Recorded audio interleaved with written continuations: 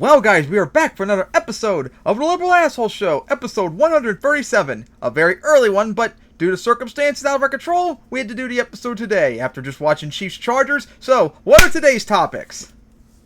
Hitler will never be appeased. Trump has killed American jobs. Kulinski thinks the US is going to start World War III with Venezuela. Liberal YouTubers are paid shills. Conservatives want to ban video games on Steam. Trump wants to ban guns for trans people. And Zion Nazi terrorists call all Jews anti-Semitic. Oh boy, a lot of topics this early in the morning for me. So, what do we begin with first? Well, I think we could start with the Icarus Project, why Putin won't survive the war in Ukraine. Yes, of course. As you all know, since idiot conservatives and dumb leftists keep insisting that Ukraine will always lose, will lose and all that, yada yada yada and all that. Icarus Project, which Georgia will lose. Yep. And the Icarus Project, which I believe we've covered their video before last year about the Russo-Ukraine war. They did an awesome video recently explaining why, once again, Putin will not give up at all in the war until he gets what he wants or dies and fails miserably. Which is why we have to make sure he dies and fails miserably. So, let's take a look at, shall we, as conservatives were mauled. He should fail completely and get assassinated. There may be nothing that has been more dangerous than a leader who cannot admit defeat. You've likely heard the stories. The heads of nations who, when faced with the consequences of their own disastrous decisions, refused to stop, refused to surrender, and instead, they doubled down. And then they doubled down again, and again, and again, until finally they had nothing left to double down with, and they ultimately still lost, this time with their entire nation having been destroyed in the process. This is exactly the situation Vladimir Putin now finds himself in today in his war against Ukraine. The type of world leader we're talking about is sort of like a gambler, and in fact, the psychology might be exactly the same. A gambler who goes to the table and quickly loses most of what they have. But because the pain of losing is so heavy and often disastrous for their life, instead of walking away with a locked-in loss that they might be able to eventually recover from, the gambler chooses to double down to chase the small chance of getting everything back again. And so they keep losing until they have absolutely nothing left. Psychology doesn't change just because someone becomes a world leader. You just might have access to more resources and more lives to destroy than just your own. And so world leaders who get caught in this trap often end up gambling everything: their nation's savings, their people's lives, and their reputation around the globe that could help build their nation's future, all because the idea of admitting failure is simply unbearable to them. Unfortunately, this is not rare. In fact, this type of world leader is terrifyingly common, because the psychology that leads someone to aspire to be a world leader in a position of power in the first place is often the very same psychology that makes them incapable of willingly giving up or backing down. Throughout history, this has often caused humanity to remain locked in conflicts for far longer than necessary, and today is no exception with Russia's war against Ukraine, casting a chilling shadow over where this war could potentially go. Consider how terrible it could be, for example, if Vladimir Putin chose a path similar to that of the end of Adolf Hitler. For Hitler, of course, the writing of defeat was on the wall long before the actual defeat killing himself would be very based. But instead of admitting defeat to preserve more of what was left of the German maybe getting assassinated. the Nazi leaders instead chose to double down, risking everything on a gamble that they were never going to win, even continuing to fight as Berlin was surrounded, and resorting to conscripting teenagers for a final and pointless last stand. Maybe if you surrender to the Allies on the western side, maybe you'd be much better off, but no, you're too stubborn. After this last stand was in the process of being fully defeated, did the Nazi leader finally decide to end the war by taking his own life, still unable to bear with the consequences of what he had done. With his final act, Hitler proved that facing his people or standing trial was simply never an option for a person like him. And as he took the coward's way out, he proved that if he had even only a fraction of a % chance of success, he would have sacrificed everything Germany had, if only it meant the sliver of a possibility that he might avoid consequences and maintain his legacy. What is notable about this is that, for a lot of people, when they hear it, even though they know it's history, it doesn't actually feel like real human history. It feels like a story.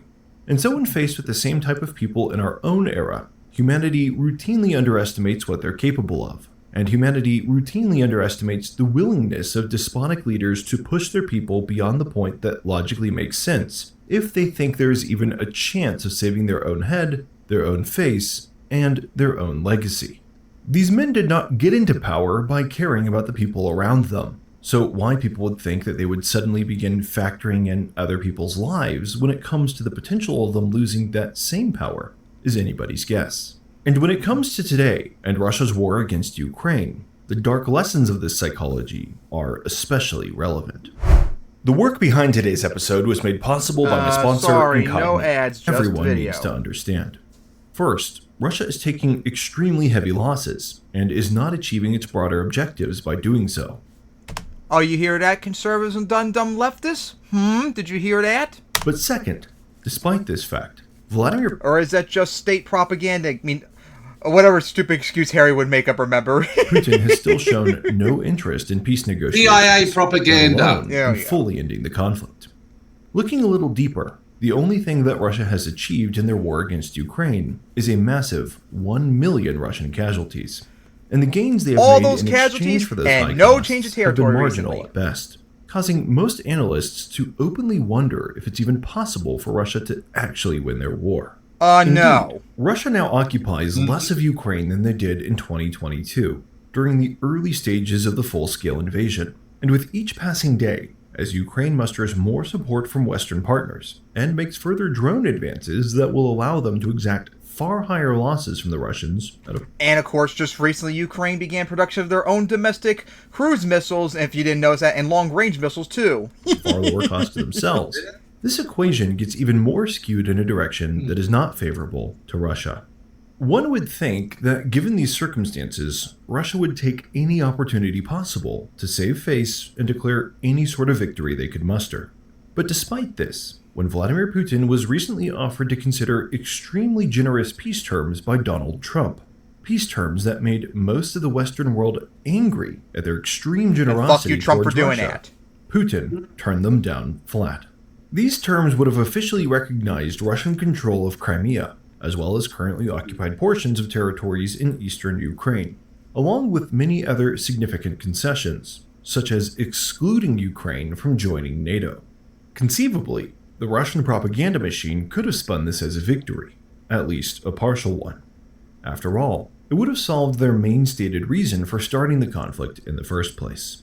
But Russia didn't even bite, or even act interested No, in because they considering want all of Ukraine, all of Moldova, and all of Georgia. And the first stepping stone to all of Eastern Europe, the Caucasus, and Central Asia. proposal at all. Yep. Sure, Exactly. Vladimir Putin might have said he wanted to consider these peace terms with his words. But even as the words had barely left his lips, Russia consistently responded to these peace overtures by immediately ordering the largest aerial strikes of the entire war on Ukrainian cities, even purposely targeting civilians, apartment buildings, maternity hospitals, and playgrounds. These types of targets could serve limited strategic purposes in a traditional military sense. Targeting civilians doesn't reduce Ukraine's ability to fight Russian soldiers, but instead only instills in the Ukrainians Oh, remember they said earlier Russia has 1 million casualties? Yeah. Now it's almost 1.1 million. a deeper way to fight and defeat Russia on the battlefield. And when Putin responds to peaceful gestures by bombing cities, it only provokes the Ukrainians to want to fight him longer and harder, the exact opposite of what you would do if you were genuinely pursuing a ceasefire. This brings to mind an uncomfortable truth, especially when one considers this in light of Russia's massive and unsustainable losses on the battlefield. Because what a lot of people have missed is that maybe provoking an endless war is actually the point. Vladimir Putin is, of course, operating on a different calculus than most of us. The calculus he's operating on is strictly selfish, a calculus that is strictly unwilling to admit to any kind of defeat, and therefore a calculus that might actually feel trapped in Russia's war against Ukraine, no matter the costs. For Vladimir Putin, ending his war seems like it will cost him more personally than continuing it does, and that is a very dangerous place to be.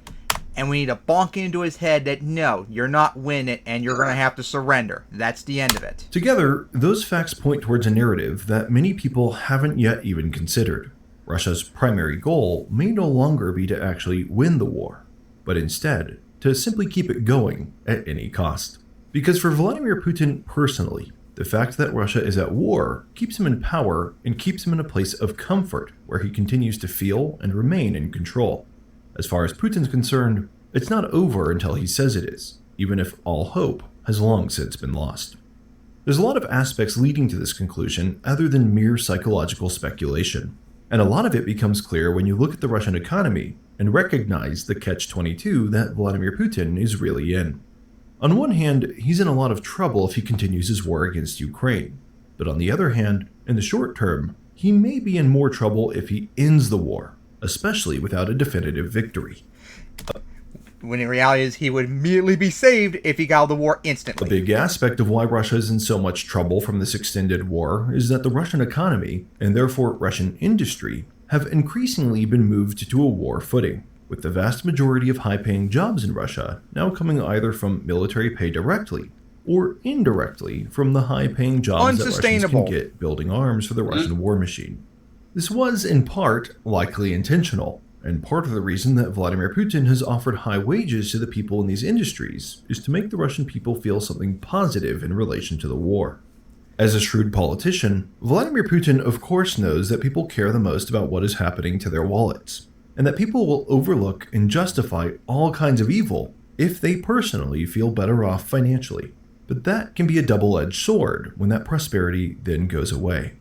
In order to create 11 to 20% inflation right now, and for all of you crybaby conservatives, remember you were crying moaning about like 3% inflation, like 3 to 6 inflation recently? Russia's dealing with 10 to 20%. This So how about feeling that of one? prosperity, Vladimir Putin has funneled money into the Russian economy through military jobs. But the calculus that he has to face is that if he ends the war against Ukraine, those jobs will ultimately be forced to go away, or at least to be reduced in capacity. His original plan seems to have been to try to avoid this unfortunate dilemma. When he ordered the full-scale invasion of Ukraine, Vladimir Putin had prepared by saving up a large war chest that could extend the feeling of prosperity long after the war But had most of ended. it was seed. Or at least that's what he had hoped. His strategy seemed to be to deploy this war chest into the Russian economy after a victory in Ukraine, to make the Russian people feel like war is extremely profitable, then using the spoils of that war to help make up for the cost of deploying the war chest. But Vladimir Putin is now facing the unfortunate reality that in the 4th year of his war against Ukraine, he still hasn't won. And rather than being deployed into the Russian economy, the war chest has had to be used to fund an extended and expensive war. So there isn't much of it left to deploy. As a $500 to $1 billion a day. result, if the war in Ukraine ends today, Vladimir Putin will have nothing That's a meaningful lot. to give to the Russian people for all of their sacrifices. Instead, the war economy will wind down, and many Russians will lose their jobs and their incomes, making them feel like the war had actually ended in defeat economically. Because it And did. they wouldn't be wrong. Yeah, because So it in the already calculus of has. his mind, Putin is constantly weighing what is going to put more pressure on him from a domestic standpoint. Is it going to put more pressure on him to continue having this war ongoing? Or is it going to put more pressure on him for people's finances to get hurt? And most politicians know that people's finances getting hurt are the surest way to actually move people to activism, and perhaps even to oust them from power. So Vladimir Putin very well could feel trapped in the war against Ukraine, not seeing a good way out, and being forced to gamble and hope for a better outcome in terms of a victory, no matter how unlikely that victory might be, to try to make up for his Hey, Putin, remember what happened to your buddy Hitler when he tried that? losses. Now this is of course illogical, because as the war continues, the cost of the war will continue to increase, and ultimately, eventually, the Russian people will face financial catastrophe as a result of the war. Also, remind you about potential civil war, Putler. Yeah. You want that to happen? Then instant surrender. For Vladimir Putin, his hope is that he can escape as much of that as possible. And it might not be a real hope. It might be a fool's hope, like the gambler who keeps doubling down every time he loses his money. But even more than this, there's another aspect of the war against Ukraine where Putin, in a similar fashion, is caught in a different catch-22. And this other aspect is the men within the Russian military. You know, the ones doing the actual fighting. And dying. It's of course well documented at this point via confessions by Russian soldiers. And even if they're not dying, casualties will be like veterans that need, medical and pension stuff after the war because they are disabled from the war that you started. The brutality of the Russian military and the deceptive, corrupt, and evil practices that Russian officers have used to put men on the front line to fight for Vladimir Putin. Oh, but dumb leftists and conservatives never point out. It's only Ukraine they point out. There are endless stories of people who were recruited to go to one place in Russia that was supposed to be far away from the front line, who instead ended up on the front line anyways, and with little training, having been deceived into going there. There are also endless stories of abuse, of officers extorting their soldiers, stealing from them, with the punishment being that if they don't do what the officer wants, they just go to the front line, where they are ordered to join a hopeless assault mission and are ultimately eliminated. Or you could just surrender to Ukrainians en masse. How about that one? Is just a small taste. At least it'll keep you list off alive. Examples for hours and hours. They're not going to genocide you like Russians do. You can find other videos doing that, including the direct confessions remember, from the Russian soldiers. But also remember, if they run, they're going to get shot by the Chechen Islamic Nazis running up the back. Themselves. The point is, if you're a leader like Vladimir Putin, and you're thinking through the crude calculus of all of this, one question that you are probably constantly asking yourself is what happens to me when all of these soldiers come home, especially if they come home in defeat, and they went through all of this hell and all of this pain, and did not even get anything for it, or even achieve anything for their country in the process. What you would have in this circumstance is a lot of men who are now well-trained, who have experienced hardship, many of whom will have lost friends, and who might have nothing left to lose. Is that the ghost of Prigozhin? Coming back to a Russia whose economy will have been devastated by the war. An economy which can't use the spoils of Ukraine or the savings of the now depleted war chest to make up for that devastation. And for Vladimir Putin, that's a terrifying thought. In the long term, Vladimir Putin has to know that the more Russian soldiers he puts into the battlefield, the more will come home to feel that way. And the more that they will have the capability to move against him, work against him, and potentially even overthrow him. But in the short term, he might be thinking, if I just continue putting men into the battlefield, and putting them in situations that are dangerous, maybe these angry men simply might not come home. And if they do come home, perhaps we will have achieved our goals. So maybe they will let me get away with using them in such terrible ways. And maybe for both of these reasons, I can kick the can down the road and prolong this a little bit longer. It is not a logical position to have. It is a desperate position to have. The position of somebody who is pushed against the wall, pushed into a corner with nowhere left to go. Vladimir Putin feels like he has to continue fighting, because even though he knows it's so bad for him, he fears in the short term what will happen if that ultimately stops. And this is very important to understand, because the Western world currently seems to be failing to appreciate the significance of this type of situation. Again, there are historical precedents. When we look at Adolf Hitler, we can, of course, say it wasn't logical for him to do all that he did in the last days of the war.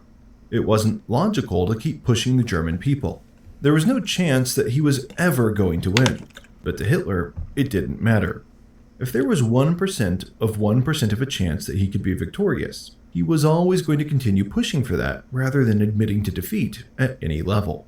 And this is the psychology of somebody who invades another country, which is exactly the kind of person who Vladimir Putin is. So given all of this, I don't believe the war in Ukraine will end soon. And it definitely won't completely end until Russia is actually defeated and Vladimir Putin is out of power.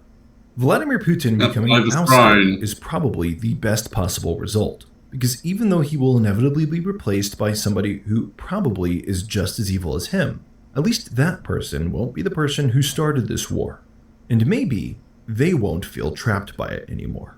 That is the best possible outcome to get Russia to disengage from a war that they are actively losing, but that they're not willing to stop fighting, causing utter destruction, not just on Ukraine, conservatives but on and themselves, leftists, and on the Russian people as well. Until that happens, I'll still be here creating videos and analyzing. Yeah, and they're going to take Ukraine, Moldova, and Georgia any day now with their secret force.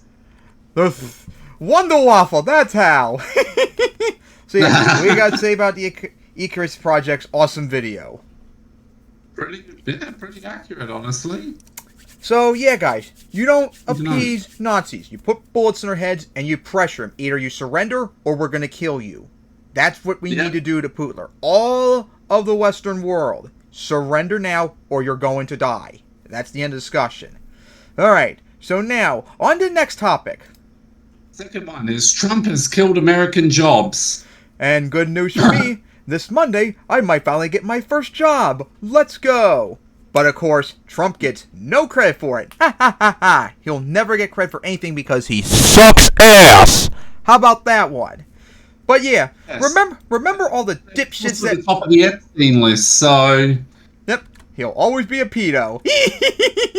So of course, remember, stupid dipshit Trumpsters kept on saying that Trump's going to do everything great and all that. The economy is amazing. Remember when they all of a sudden instantly flipped and said the economy was amazing the second he won, even though he wasn't in power for another 2 months to implement his policies? So all of a sudden they're saying Biden's policies were amazing and all that? I mean, we expect from conservatives. They're fucking brain dead and retarded.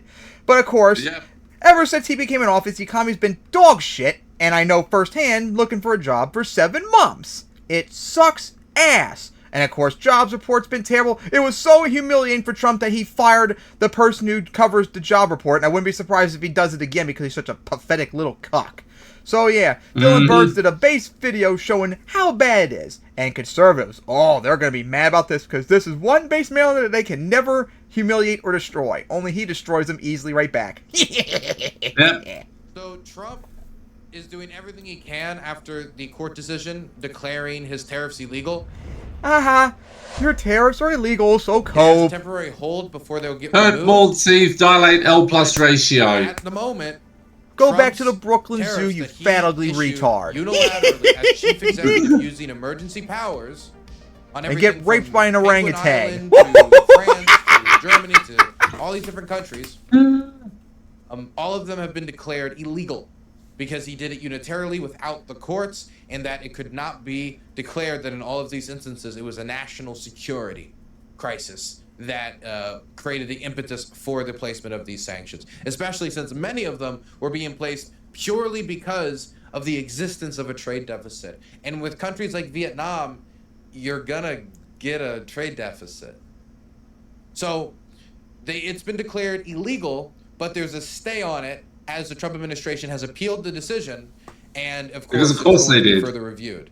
But in the meantime, as it's been declared illegal but is still in place, and the Trump administration is posting on Twitter bragging about the revenue. I saw they posted today, we've collected over $200 billion from tariffs. Woo! I don't even believe that. And 2, you're not supposed to. That's not true. And also, that's not the main point of tariffs, you fucking morons. It's supposed to encourage domestic manufacturing, which you fail at doing that too, unlike base protectionist Biden. And when you go into the replies, it's just a bunch of people. How's it feel knowing brain dead senile old man Biden was a base protectionist, unlike you clowns? Products who end up paying the good boy, that'll make him mad. Products. It is the companies who import them who end up having to pay these fees and then pass them down to the consumer, or pass them down to the business. The business has to absorb it otherwise. Usually some combination of the two. But either way, even though the majority of the public, with a 40% holding out compared to the majority of Americans who think that tariffs are hurting the United States, which is a big switch from when he entered the White House. Yeah, guys, because here's the reality. Trump sucks ass. And also, we were right. The economy was better under Biden. All the stats were correct. And it's not debatable. Prices were going down. Inflation was going down. I remember them. I remember fucking on election day showing the Cope-Stephen Malden hillbilly about how cheap gas was now Biden was in. And now all of a sudden now they're like 30, 40, sometimes 50 cents higher than they were when Biden was in. And all that crap. Yeah. Prices and stuff have gone up because Trump sucks ass. Do you understand? Yeah, he stats on everything. He stats about everything. Trump is always a failure, and he'll never do good at anything. So drop his ass, you fucking retards. He is continuing to burrow along with it. It is still fundamental to his economic philosophy, and so he is still fighting the courts. And verbally, he is asserting that if he loses this court decision, that if he loses this appeal, he'll have to pay back all the revenue, and America I doubt will that. enter a But it would be catastrophe. funny if you did. So greatly, and I quote, listen to this. If, as a federal appeals court recently ruled, what if most of President Trump's tariffs are based on a misreading of the law and are unconstitutional? What if the U.S. Supreme Court upholds that ruling? What if the U.S. Treasury then has to refund more than $200 billion to businesses that paid those tariffs? Here are President Trump's rather dire answers both yesterday and today. If you took away tariffs, we could end up being a third world country. And if we don't win that Go case, to a retirement home, our old country man. is gonna suffer so Yeah. You're more Sounds brain bad. dead than Good Biden. What kind of a potential mess? Imagine might being we more be looking brain at dead and here? retarded than Yeah, Biden. Jake, it's very messy because we've never had tariffs at this scale, and we've never talked about a refund check totaling more than $210 billion. This is the amount that the U.S. government has collected through August 24th from tariffs. And a reminder to folks out there, who's paying this? This is U.S. businesses that have paid this much money because of the Trump administration's tariffs. Now, where do we How's that stand protectionism exactly? for you? on Don't you miss Friday, there was base an fines appeals court that protectionism? ruled that Trump's tariffs were unlawful because he was using the a Powers Act, an Emergency Powers Act, also known as IEPA, and the judge essentially said that's unlawful. So the Trump administration now is planning to appeal that with the Supreme Court. However, if they're not... Wait, what's this that somebody just posted? This is why Joe Rogan simps for Trump? Digital content creators are among the dozens of occupations that the Treasury Department has deemed eligible for the no tax on tips deduction. They explicitly named streamers, influencers, podcasters as illustrative examples. Huh. You don't say. Well, That's weird. there's never been a greater time to donate to DylanBurns.tv. Did you know every single dime goes straight into funding on-the-ground war documentaries? Every dime. Careful, Dylan. Tax- Conservatives and dumb tax-free, leftists I don't hear, like that, in remember? Tax-free. I think you're a war. They're a war. We're a war propagandist. No a war tourist pervert or whatever, like Hassan said. War tourist pervert. Also, That's what Hassan Puka believes. man, he's still very triggered by debating Ukrainians. I wonder why.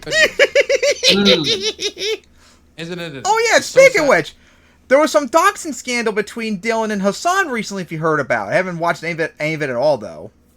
I don't. And it was like, whoa, what the fuck? Hassan, are you doxing people now? I think we're going to have to take a look at that when we get the chance. Trump can't run a third time. I will tell you. Maybe no find a tax way to on get tips rid is of 100% to unfair. get you It is taken off 100%. again. I don't care how much you benefit from it. and It is make 100% unfair. progressives Because a you much think better about it, place. if you're, Sign me like, a up paid job, if you go and you take a salary, you're and not take being all your tipped. paid liberal shills You're with you, working which a we'll get to in a job bit. that has nothing to do with tips. Why is it that your salary? Go take your DNC, taxed for, APAC, and and CIA members Totally not with fair. plants with I'm you. very upset about it. Oh, I'm devastated actually about the unfairness of more tax deductions. Oh, ooh, God, it's so bad. Anyway, go to DylanBurns.tv to donate. DylanBurns.tv to donate. Careful, Dylan. They'll make fun of you not put on your armor again, remember? Here's my $2 tax-free, I hear, tip. Tax-free, they say. Is that in the final bill? Can somebody tell me if that was in the final bill?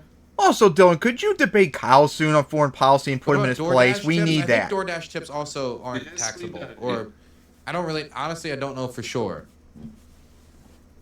Either way, where were we? successful, Jake, the ruling goes into effect on October 14th, which means that the U.S. government is going to have to stop collecting tariffs.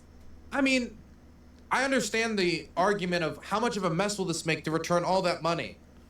But I what just the don't think they're president going to did do was anything. Unilaterally declare he's going to No, they're not. tariffs without asking Congress. And They he definitely declared every aren't. single Like tariff they want to every farm single all the one, money they even can if it was over just to because an the uber argument he rich. had with a foreign leader And to didn't like how it Israel. went. And so he increased Yep, the and tariff by Israel, 10 times. yep. Emergency. Every single one's an emergency. And deep Every down, single Trump one is wants a to send life it or to death struggle Putler. for the United States. Of course, they're Yep, not going to and uphold it. Pubergy. And so now, 8 months into the office, going on 9, you're facing this money being returned, which is only going to further increase the deficit that the president has set us in, as 25% of our national debt is already Trumpian, and that number's only going to increase. Oh, And what yeah? does that mean Well, for, you're a like, the faggot future of leftard. tariff policy? How about Again, that one? If you had gone through Congress, maybe you could have gotten some limited tariff power. And I'm pretty sure That's not what idiots you on did. that You he just debates declared with has everything used that emergency before when on it him. wasn't an emergency. Build a Of house of course. cards, and then So it's they down. always do. It's no fault but his own. Now he's got to clean up the mess. Well, our mess. Like Trump can clean up anything. He's a pay fucking back moron. all of that money to U.S. He can't even businesses. clean his shit. How does that happen? Well, no one really knows, but here are some guesses from experts. That's The why he needs to be government kicked in the could either face. just refund all the tariffs to those U.S. businesses and importers who have paid Don't them. think they're going to do that. They could argue that they're only going to Definitely refund not. the tariffs to the plaintiffs that were on that ruling on Friday. And that's just a few. That's Just not a wanted to donate for tax purposes. Just wanted to say, does Marjorie Taylor Greene look like Mickey Rourke to anyone else, or am I just crazy? You know, you're not the first person to make that comparison. I've heard that comparison on a few occasions. So there might be something to that. I didn't spend a lot of time growing up looking at Mickey Rourke, but from the few times that I Googled it, I remember coming away going like, oh, I understand that. So, yeah, you're not the first person to say that. And thank you for the $20 tax purpose donation. Don't we all just feel so responsible, being selective with our donations for tax purposes? My gosh. Don't you feel like America's truly being made great again? Anyway, back to the biggest tariff refund scandal in American history. Step towards the literal end of the world. They could require, the federal government could require individual importers or individual businesses to request refunds. Jake, we're talking about thousands of businesses that would have to make those requests. That would surely take a lot of time and could be Again, quite I really just confusing don't for think they're going to get businesses any who are money just out of it. I'm trying to do the sorry. math on how I much really they don't have think paid it's going so to far. work. And Vanessa, while this is all going on, we're going to get a lot of information about the job market. Only thing this we can do week. is just Today we keep got him the from doing first part anything. Of this data, what does it say? And make him mauled in rage. Imagine how shit it must feel. How absolutely Mold C dilate L plus ratio. And get sodomized by Boomco's American flag. And then at the end of it, they just say, "Oops, illegal," and then everybody else gets a refund. But you never had the money to give them in the first place, so you went out of business because of totally illegal actions taken by the U.S. president. Just tough. Or maybe Tough, get tough, tough. sodomized by Lulu Sword. We got the JOLTS report earlier today, and that talks about openings, Why do they want all hirings, three? separations, layoffs, or firings. What we saw Wait in till this Adventure new report Isekai this has morning guns in it. was a little bit different than what we've been seeing. We saw now that there are fewer jobs available, so about less than one job per job seeker. You see the numbers right there. Jobs open, 7.8. Yeah, because there's no jobs available. Those unemployed, 7.2 million. 7 now months the job I looked seeker for work. No longer has the upper Over hand 200 as they had applications, in the pandemic, 11 and that interviews, is really nothing softening until of the potentially, labor maybe, market, which hopefully, really this supports Monday. What we saw in the July jobs report when we saw a And like I said really earlier, meager Trump gets no credit. jobs added in the month of July. It's his President fault Trump it was that really upset difficult. by that, and he fired the head of the Bureau of Yeah. Labor Statistics because of that. So, you know what this seems to indicate? She wasn't wrong.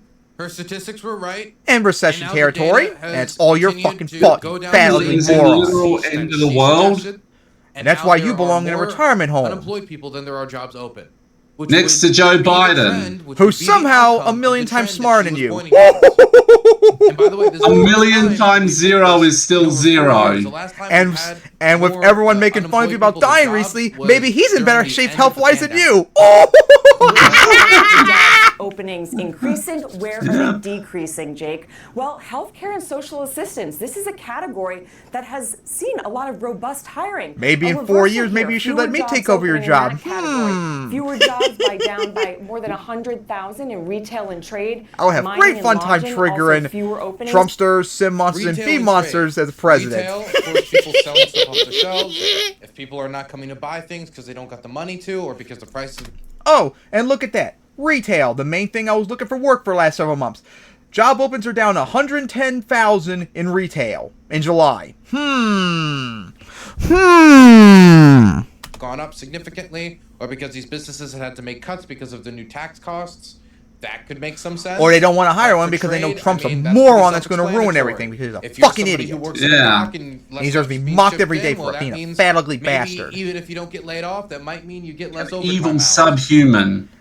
And he's a Russian Chinese simp. Manufacturing makes sense. Yep, and North Korean and Iranian simp. Trump has been trying to make this big push for bringing manufacturing and Israeli and back, Turkish. But I imagine that that is somewhat going to be hobbled by the fact that he's literally a simp for every country that hates us on the planet. And import 20% of it from France because this one French plant has a specialized part, which is the only thing that can make that for the device. Don't you all miss base protectionist Biden's plan? I sure do. And you know someone who would have continued it? Having to do the entire operation. Yep, Harris would have. Maybe that's why. Maybe y'all should have sucked up and voted for her like I had to do. How about that one? Lots of them don't care. They just want. They were just so misogynistic that they'd rather Nazism over a woman. Don't forget racism. Yep, and racism. There's going to be manufacturers who might be interested in bringing manufacturing to the United States, but is not willing to have to import every single part and have to pay exorbitant costs or make it all domestically. Increases in positions, construction, we know the president's going to like that, manufacturing as well, and wholesale trade. Jake, I will just say that this is a snapshot of the labor market. A lot of folks are looking to that major U.S. government jobs report later this week on Friday. That is what the president it'll be the exact opposite. Are to his liking. Oh yeah, if I remember correctly, job report. I think it came out today or something related to it. I think it was somewhere between only 40 to 70,000 jobs were created in August or something like that, which is hilariously bad. Interesting. Vanessa. Now, I want to keep talking about this for one more moment. I'm going to look that up really quickly. And the reason why is that the counterance to these unemployment job numbers and the counterance to a lot of the complaints I'm making. 5 tier 1 subscriptions. I feel like manufacturing isn't that hard. America doing it in a modern way, though, wouldn't create as many jobs because of automation. Let me give you an example. And also college education, Taiwan, too. Semiconductor manufacturing company. This is a very, very, very... Are you ready to hear this? I just looked it up. Are you ready to hear how bad August was? Guess how many jobs were added in August? 0. Only 22,000. Oh. And unemployment rate went up to 4.3%. Again, Trump is a failure. Do you understand, dipshit motherfuckers? Top of the field. Always will be a failure. Organization when it comes to manufacturing. Yeah. In fact, it is the. He can't even wipe his ass. He's such a fat, ugly, brain dead retard. How about that?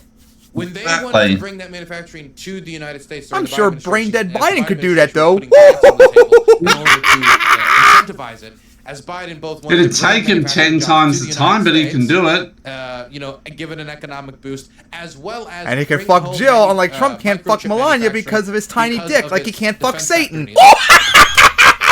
If he had any time to dick, he'd be too busy using it on Laura Loomer. No, he'll be too busy suing everyone, remember? Yeah, she'll be too busy suing literally everybody. I can't even see anything, it's so small. Certain percentage of the workforce that's Taiwanese. Why? Because it takes. That's because it's not there. Everyone wonders why everyone loves this show, because we have a fun time making fun of everyone, and I'm just that funny. Then you got to think about without much effort what too. Microchips are they making? They're not actually making the top microchips of the field. They're making some stuff that's pretty standard. I wonder how I make all the people who interview me laugh all the time. I wonder how I do it. A lot more, and you're gonna have to get different pieces of machinery and different pieces of technical equipment and you're going to have to get certain pieces of knowledge that is not available. But the company could make available, they could make those investments, but it's going to take time. It's going to take effort. A lot less effort to just roll off another microchip off the currently existing Taiwanese plant. But still, we need to produce stuff here. Sense, Every country should try and produce as much internally as possible. Is that the tariffs have affected things same like with Australia. raw materials that are That's unfortunately something that Dylan is construction. free trader, And so as he's we're going to have looking at problems with us repairing on and rebuilding that. our home that was burnt down, we're seeing that a lot of the Jobs. materials for rebuilding the home have actually gotten Because more he wants expensive due to literally the everything to tariffs. be built So yes, overseas. construction has gone up. That's good. I wonder. If Still that will be based on foreign sustained, policy, which is something that and needs to I bump wonder Kyle's if the head in. tariffs removed, if the Yes. tariffs are I not needs to illegal drag and they're Kyle removed, drag if the Kyle on construction boom will into be out even of World Thanks so War much. III Let's is explore coming and possibilities for the America will cause World War III tomorrow. Don't forget the Dragon Hassan, Dylan, first. Wealth and investment manager firm He'll president shit his Oscar bricks Rossi. seeing you. And but I do have interest in one more thing that I wanted to show you guys. Like Sam Cedar saw Oh no, and- Sam Cedar, what a nightmare!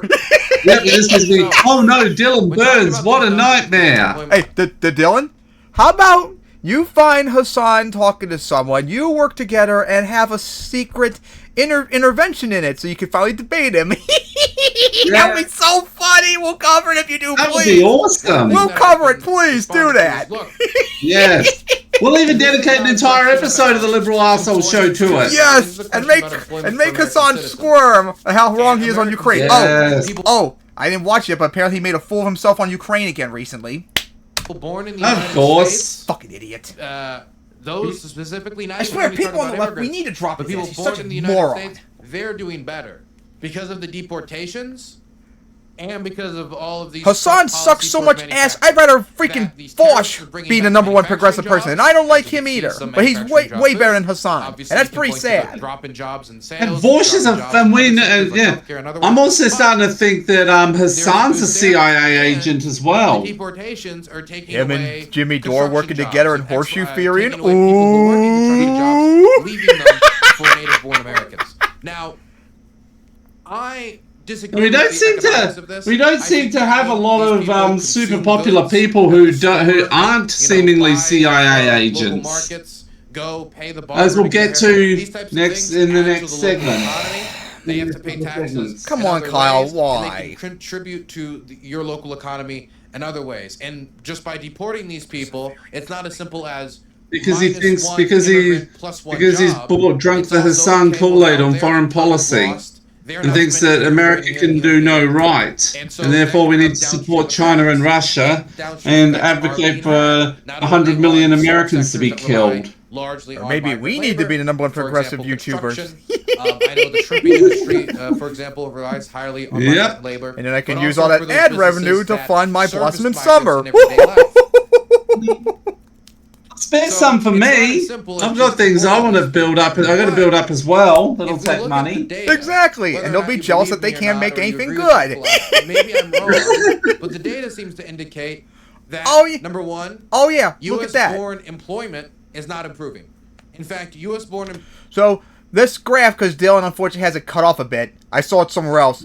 It's the graph of the employment based upon population of 25 to 54-year-olds, which is my group. Actually, both our groups from 2023 to 2025. Oh, would you look at that? Most recent thing in 2025, barely less than 81% of Americans of our age group were employed, which is lower than the last 2 years by quite a bit. employment for 2025. Yeah.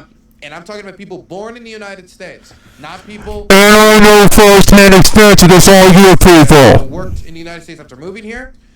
Or we're talking I like about to see people who conservatives are spend working here, on 7 work visas, months or we're talking doing people 200 who are working applications, here 11 undocumented. interviews We're talking about people to between get the ages jobs. of I'd 25 like to and see that. 54, They would never be prime working doing that age work. They'd be adults. too busy playing games all day. We Which they have accuse me of doing. less- They'd be too busy getting correction. They'd be too busy getting triggered on Twitter This is the year and we're YouTube. ramping up these Or raging about my deportations, Blossom and in Trump's Summer. tariffs have gone into effect. Yes. You see here, the numbers are actually at their worst in the month Just of like July. Hillbilly had a Meaning, as meltdown when time has Boone gone Cove made on, fun of American it has conservatives in gotten Volume worse. 3. It has gotten worse in 2023, and it has gotten worse in 2024.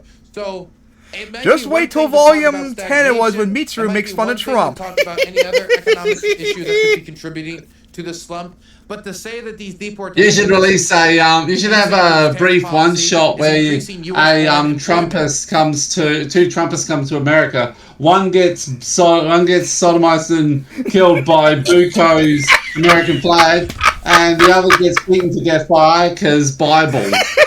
Even if you don't care, I don't know. I think they might like that in the end, though. Remember? Even if you don't care about people who are non-citizens but are working on work visas, or maybe we torture them playing Pokemon. Watch how bad they are. This is supposed to be a group of people that Trump was. A direct call out to Velicify. That too. Doing better when it comes to with your employment. crappy brilliant dime, your crappy shiny pearl team. Remember, US-born non-workers. These are people who are born in the United States and are non-workers. They're only doing psychic moves, so they can all get swept by Spiritomb, and then Spiritomb can add him to its collection of songs. How is it that my Pearl team from 2007, which was crappy and underleveled, is somehow better than you? What sounds better, his team or mine of Torterra, Yuzi, Azelf, Meshbit, Palki, and Metachan? Yeah, your team. Even with 4 How seconds. well did you go? How badly did you go against Spiritomb? What if I told you that was the first time ever I beat the Ely 4 in one go?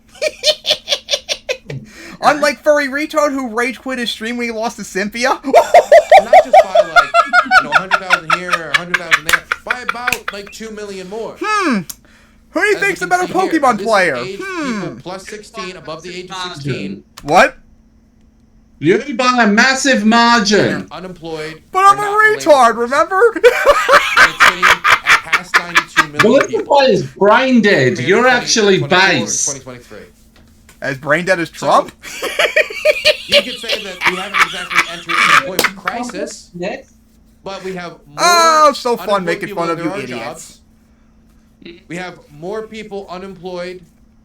Oh yeah, and this chart too. Back in 2024, how many Americans that are 16 plus that are not in the labor force? Oh, would you look at that? It's up. Looks like 4 million from the previous year. Between the ages of 25 and 55, compared to 2024 and 2023, and the amount of U.S.-born non-workers are higher than in previous years. So to say that these deportations... Hey, you know what's funny? I just saw something really fun. I'll make them mad.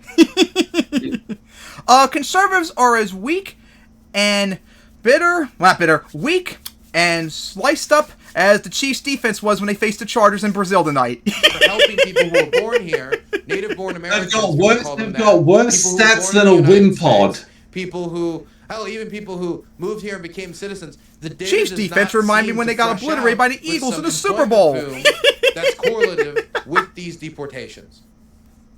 They did as bad as West Coast did against Sydney when they got annihilated by something like by 171 points.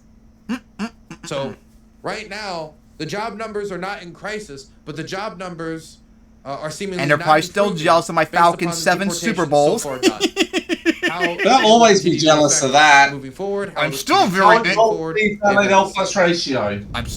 angry at Desmond Mitter fumbling my first Super Bowl win. I should have had 8 Super Bowl wins, but I had 7 because of that. Ugh. So yeah, what do you guys say about Dylan humiliating, destroying Trump again, and us enjoying a laugh about other figs?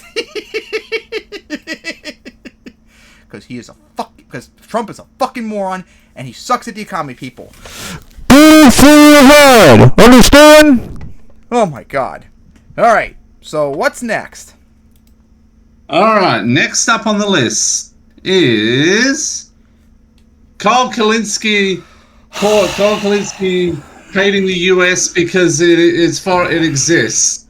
Of course, now we gotta be angry. So Carl Kulinski continued to be Hassan Piker 3.0.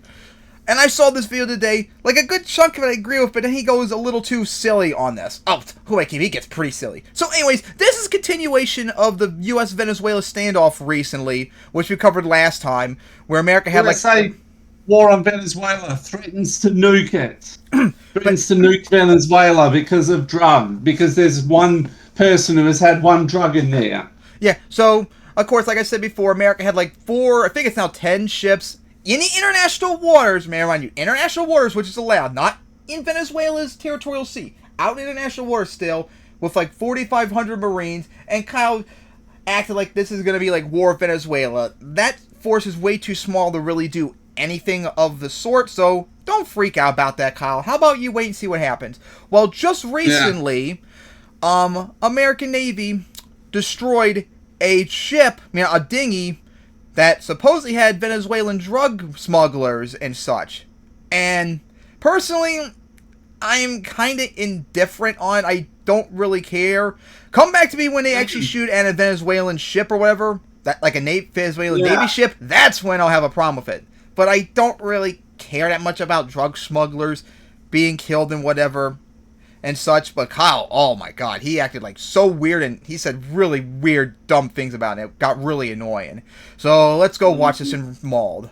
So as we've been covering on this show, first Trump sent 3 warships and 4,000 troops covered on the show, to Donald Trump is trying to justify nuking Venezuela. That's how we're going to start with Kyle. Kyle, you had a better argument with him bombing Iran several months ago. This is worst argument for it. Yeah. I was losing my fucking mind over that, because that shows that we're, at the very least, threatening an illegal war with Venezuela, but also likely just about to do an illegal war with Venezuela. Yes, with 4,500 troops, Kyle. It's Yeah, actually sure. now 7 warships that have been sent to Venezuela and 4,000. And Kyle, it's not to Venezuela, international waters. Remember that. Big 500 difference. troops, which means fucking red alert, y'all. Are we just doing this for shits and giggles? Are we doing this as a bluff, or is this serious? And I mean, Trump could be a retard and do something stupid. I could agree with that. But let's not freak out about like he's doing war yet until there's either a whole bunch more or until he actually does something. I'll tell you what, even if it is just a bluff, it's fucked up, right? Now, what drove me crazy is Trump is doing this. I don't know if a single Democrat talked about it. I don't know if a single Democrat called it out and said, what the fuck is this? Well, Kyle, you know it's most likely because they agree with it, because a lot of corporate Democrats are neocons. Yeah, because they love it. Remember, most of the corporate Democrats are now MAGA. So they either agree with him or they don't think it's that big of a deal like I don't. I don't know if a single media outlet covered this in any serious detail, but I was over here losing my goddamn mind over this. Like, yeah, and you're why looking is like this an idiot not to me. A bigger story. Well, guess what? Trump, when he did his "I'm not dead" press conference the other day, he Which you are. to casually, nonchalantly brag and congratulate Marco Rubio and the Pentagon for doing an illegal terror attack against a Venezuelan boat. So here we go. I'll play it for you. This is what he said. Kyle, it's not a Venezuelan naval ship, so stop. Just want to congratulate you. It's a very big deal. Stop When it. you come Get out some and when help. you leave the room, you'll see Stop that listening to we Hassan. over the last few minutes, literally shot up. I think Dylan did a video on this, but he hasn't uploaded stream yet. I wish he had that out when this came up so we could see someone who actually knows what they're talking about. There's a couple that are like that. Out a boat, a drug-carrying boat, a lot of drugs. I swear, lately it feels like if I watch his streams, I might need to start like clipping and filming parts of it to save later for when we cover it, because he's like the only one who knows what he's talking about on this. That boat. And you'll be seeing that, and you'll be reading about that. It just happened moments ago, and our great general, head of the Joint Chiefs of Staff, who's been so incredible, including what took place in Iran, knocking out potential nuclear power for Still really a long time to come. Still really within a dumb that month you they did would that, have Trump, had in it. Iran. We didn't do what we did, but he gave us a little bit of a And also, who knows how effective it was, so I wouldn't be so bravo about it. and you'll see. Be like, the United States of America needs to be bombed and 50,000 people need to be murdered for this. Let's see. Someone says 6. Trump says it's Iran's nuclear capability is completely destroyed. Someone says like 6 months. Someone says 2 years. Maybe you all don't know what you're talking about. How about that one? There's more where that came from. We have a lot of drugs they pouring never into our country. have, they never will. Coming in for a long time. And we just, these came out of Venezuela and coming out very heavily from Venezuela. A lot of things are coming out of Venezuela. So we took it out, and you'll get to see that after this meeting is over. So first of all, and of course, Trump didn't say anything because he's a fucking retard. What the fuck did he even say? No one understands what he's saying. He's not just an idiot. Zero evidence there were actually drugs on the boat. That's point number one. Oh, really, Kyle? You're so sure about that? Point number two is, even if there were drugs on the boat, the answer to that is not immediate execution. All right, no due process. Okay, Kyle, fair. Process. We're judge, jury, and executioner, and we're just gonna assassinate you on the water for allegedly having drugs. Now, by the way, this boat was a fucking dinghy, y'all. I actually saw the boat, because Kyle's going to show up later. It's a lot bigger than he was implying. It's definitely big enough to haul drugs on. This shit, even if it had drugs, it didn't have enough cocaine for a bachelor party. Kyle, do you have any idea how small drugs could be to be potent? You can have a tiny bit of it, and it can spread far and wide. Like, you are really ignorant on this. How about you watch police videos like I've done all my life? How about that one? I'm not kidding. So I'm about to... One molecule fuck you up for hours. Literally one molecule.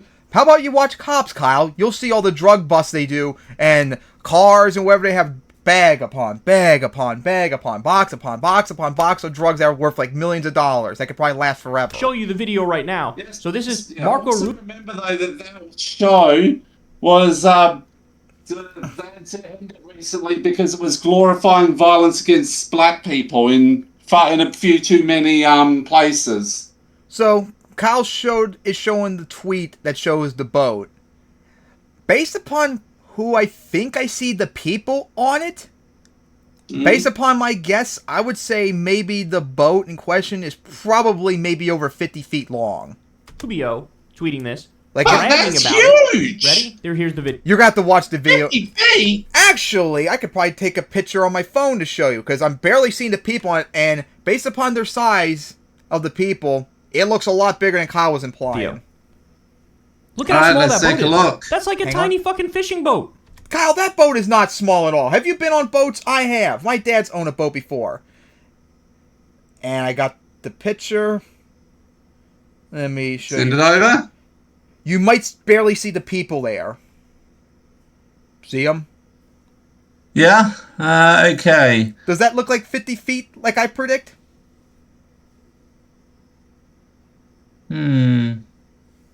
That's probably about 30, I'd say. What? That's at least. That's about. I'd say that the seating area. Hang on, let me. 1, 2, 3. Yeah, I'd say that's probably about 30 feet.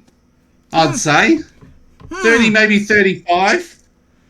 So maybe not like 50. Like if you include the bow and the back, you could probably get closer to 50. Yeah. I'd say seating spot's got about 30. Yeah, I was doing the entire boat length. Even if there were drugs on that boat, that shit is not enough for a bachelor party. There you go. Boom. Oh, fuck off, Kyle. You're Now, so full of understand crap something. on that. Come on. As everybody knows, like I said, we have 7 warships there. We have 4,500 troops there. Even if you were to try, we need to stop this, right? Yeah, I would say that's probably a little bit excessive. The 4,000 Marines is probably a little bit excessive. Yeah, it is. 400 would probably be enough. Like, it is excessive, Kyle. That's true. And is killing these drug smugglers excessive? Perhaps. Maybe it would be nice if they're caught and all that, but it's not a big reason to freak out like you're doing too. Okay, well you can fucking get to the ship, board the ship, force them on, your ship, search it, whatever. I mean, yeah, fair. Although I would say maybe in their defense, they probably would be armed and it would probably lead to a shootout, which I'm sure the Navy would have no problem dealing with it, but I'm sure they'd rather just blow them up and not have to deal with potential collateral damage and such, or casualties. They made an active decision Yeah. to commit murder. Plus, they Somebody on probably Twitter wouldn't want correctly called- this is like the issue. They probably wouldn't want to have to deal with all the paperwork Yeah, Kyle, you gotta maybe associated with that. you gotta be a little bit more devil's advocate on this one. moral collapse in our country. Moral collapse. This is illegal. Moral this is an collapse? offensive attack. There's zero evidence this is even drugs like they say it was.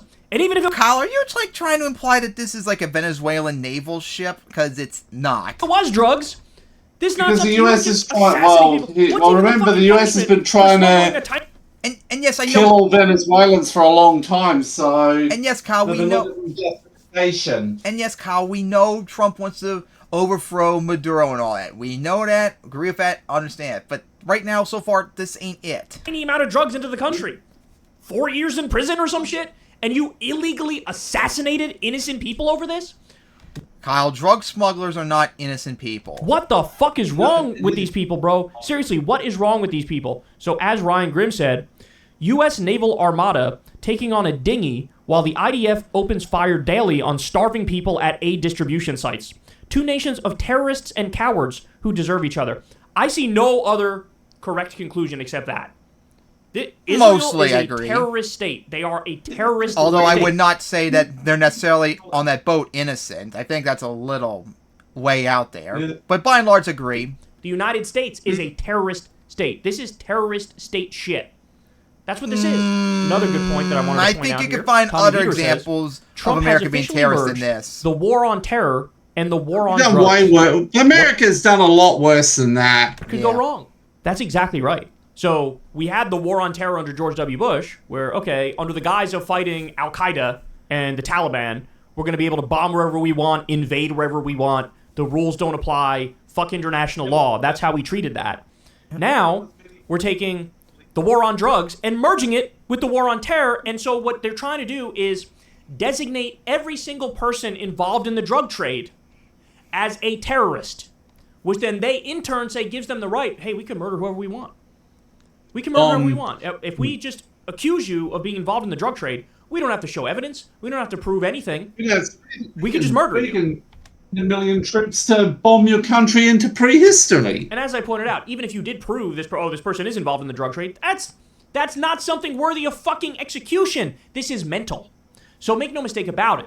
This is the United States of America doing an illegal and offensive strike against a Venezuelan boat, and by extension, this is an attack on Venezuela.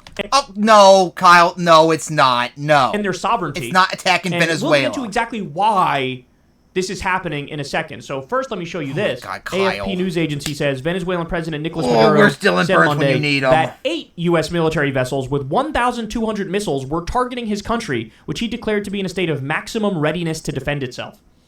So Maduro looks like he's thinking they're like literally going for full regime change. Again, the cover story is, oh man, we're really going to go after those drugs. We're going to stop those drugs.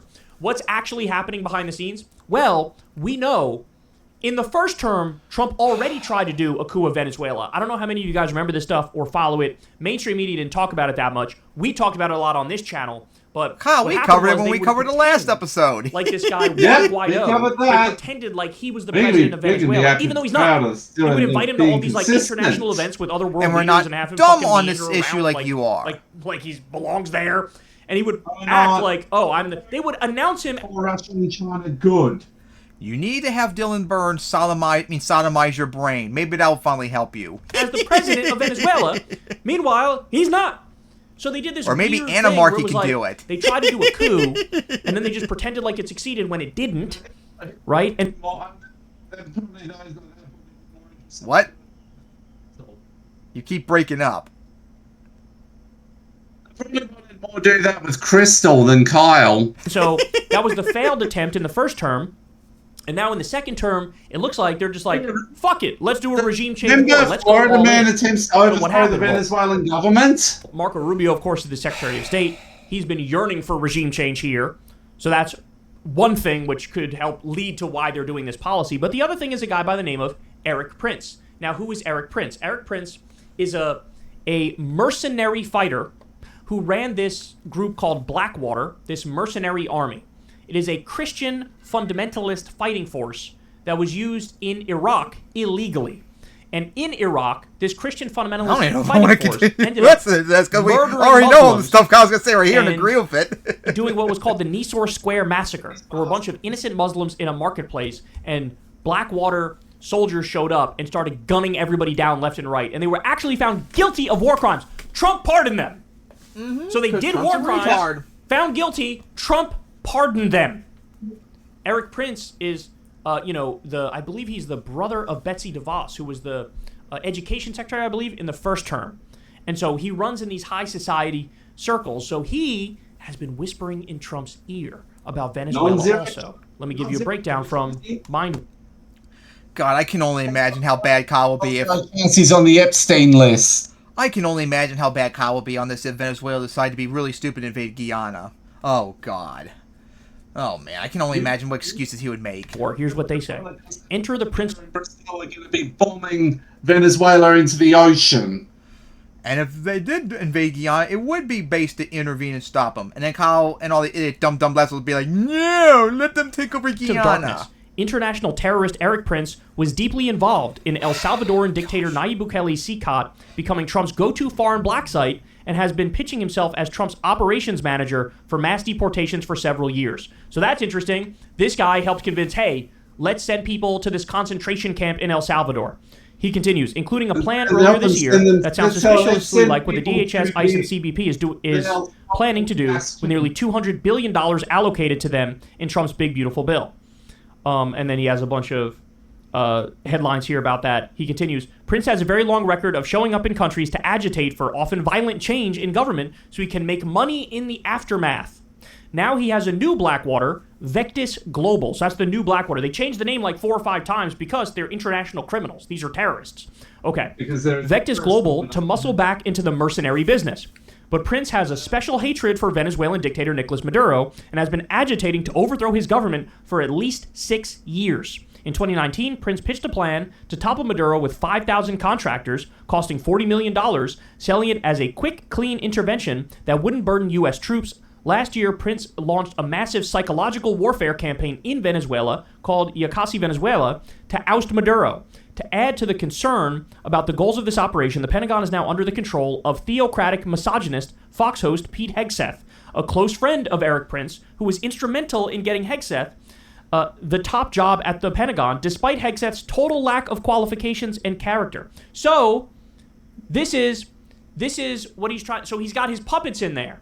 Hegseth is a mouthpiece of Eric Prince. Eric Prince is sort of like Rasputin, controlling the direction of the White House without even directly being close to Trump. Quote, I'm not close to Trump, but I'm close to his staff, said Prince, including Defense Secretary Pete Hegseth. The two men swam together across the Hudson River between New Jersey and New York for a charity event. Hegseth, as a Fox News host in 2019, advocated clemency for the 4 Blackwater contractors sentenced to prison for the killing of 14 civilians in Iraq. So that's the Nisour Square massacre. So it was Hegseth who lobbied Trump on behalf of Eric Prince to get the pardons for the Blackwater terrorists. That happened. Now Hegseth is the Secretary of Defense. And so Hegseth is a puppet of Eric Prince, this theocratic international terrorist. And he has convinced them, we're going to do regime change in Venezuela. And what ultimately do they want to do? They want to profit off of it. Trump wants to steal the oil from Venezuela. Trump brags about stealing the oil from Syria. He's done it multiple times. We occupied a third of Syria to take the oil, to the victor go the spoils. There's also videos of him bragging, saying, in Iraq, we should have taken the oil. He said that it was one of his go-to lines when he would speak at CPAC. This is before he was president. He said it about Syria when he was president. So the idea in Venezuela is, I showed you the clip the other week. He says, I was going to take the oil. He wants to take the oil. So they want to take the oil, and then Eric Prince also wants to profit off of occupying Venezuela and putting in a puppet regime. That's what they want to do. And this is how they think. Venezuela is in our backyard. Sure, they're a sovereign nation, and they have right to do what they want, but actually they don't, because they're in our backyard. So we get to control them, and we get to steal their natural resources, and we get to put a puppet dictator in charge of the country, and we get to run it, and Eric Prince gets to occupy it. That's what we're looking at. Another illegal offensive war against a country that didn't attack us, another military occupation, wasting unnecessary lives, unnecessary money, killing civilians, and basically repeating yet again the massive failures of the war on terror. The endless occupation of the Middle East, which is still... Yeah, Kyle, that would be absolutely horrible if America tried to invade Venezuela and overthrow Maduro. But this right now just ain't it. So there's no reason to freak out about it. Still going on today. This is what they're doing. This is what they're doing. So all the bullshit about Trump, how he ran against Dick Cheney and ran against George W. Bush and I'm against the Iraq war. I don't like it was a stupid war. It was a stupid war. Mm-hmm. Yep, he's a liar. All that same shit. He attacked Iran. They're not done yet, by the way. They're going to keep going on that one. He attacked Somalia. Kyle had a freak out recently about Israel about to attack Iran again, and his reason is because there was supposedly mysterious explosions again occurring in Iran. And Kyle doesn't seem to realize that's a common occurrence in Iran. Like covert stuff Israel's done. Like, that's been going for like 20 plus years. That's not what's going to start. That's not what's going to start a war, Kyle. So you're like freaking out for like no reason at the moment. Come back when it's like some sort of kinetic attack. Then we'll talk.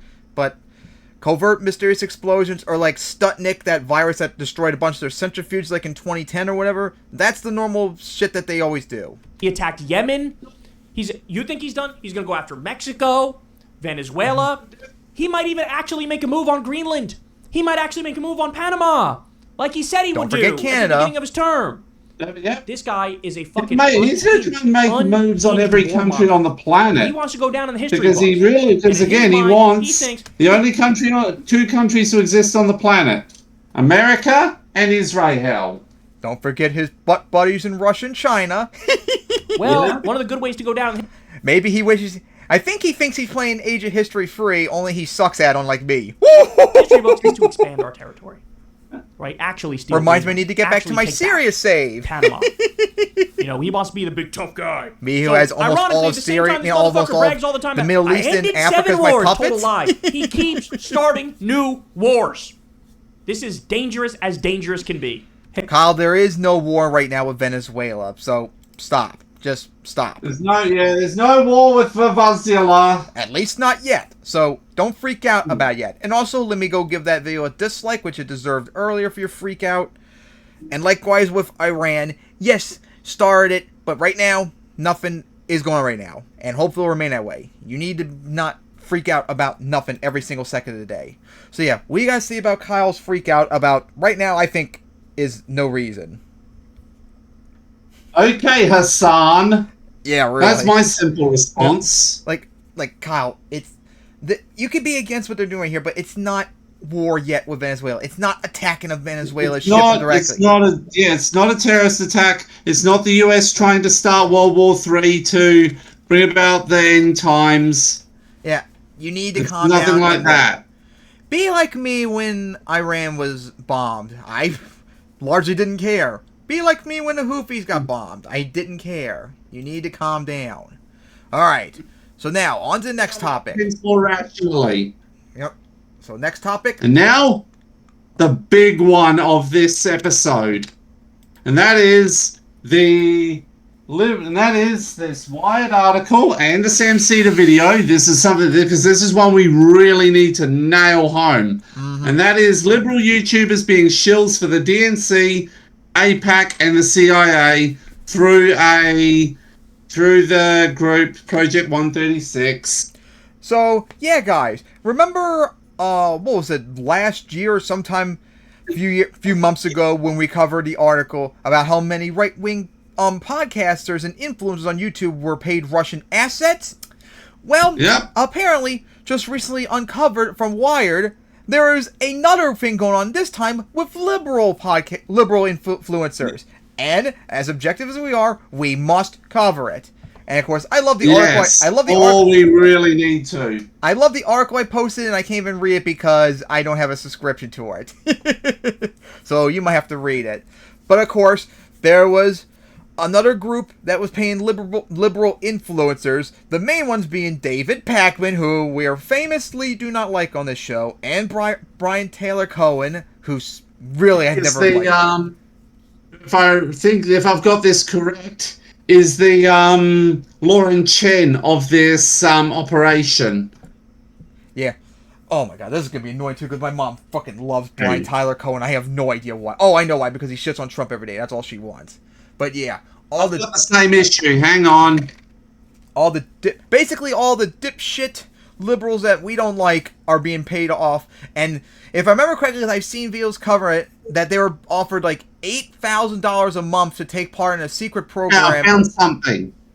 I found something here. All right. A secretive dark money group tied to the Democratic Party is paying online influencers up to $8,000 a month to disseminate left-leaning talking points, according to a report. AKA corporate Democrat propaganda. Yeah. Oh, yeah. I remember it was Vosh that covered it. I watched this video, and it was like almost 50 minutes long, and it was really, really, really bad. Like, first off, they weren't even paid $8,000 a month until they did a whole bunch of crap. They were straight up getting shortchanged at first, believe it or not. Like, they're getting swindled.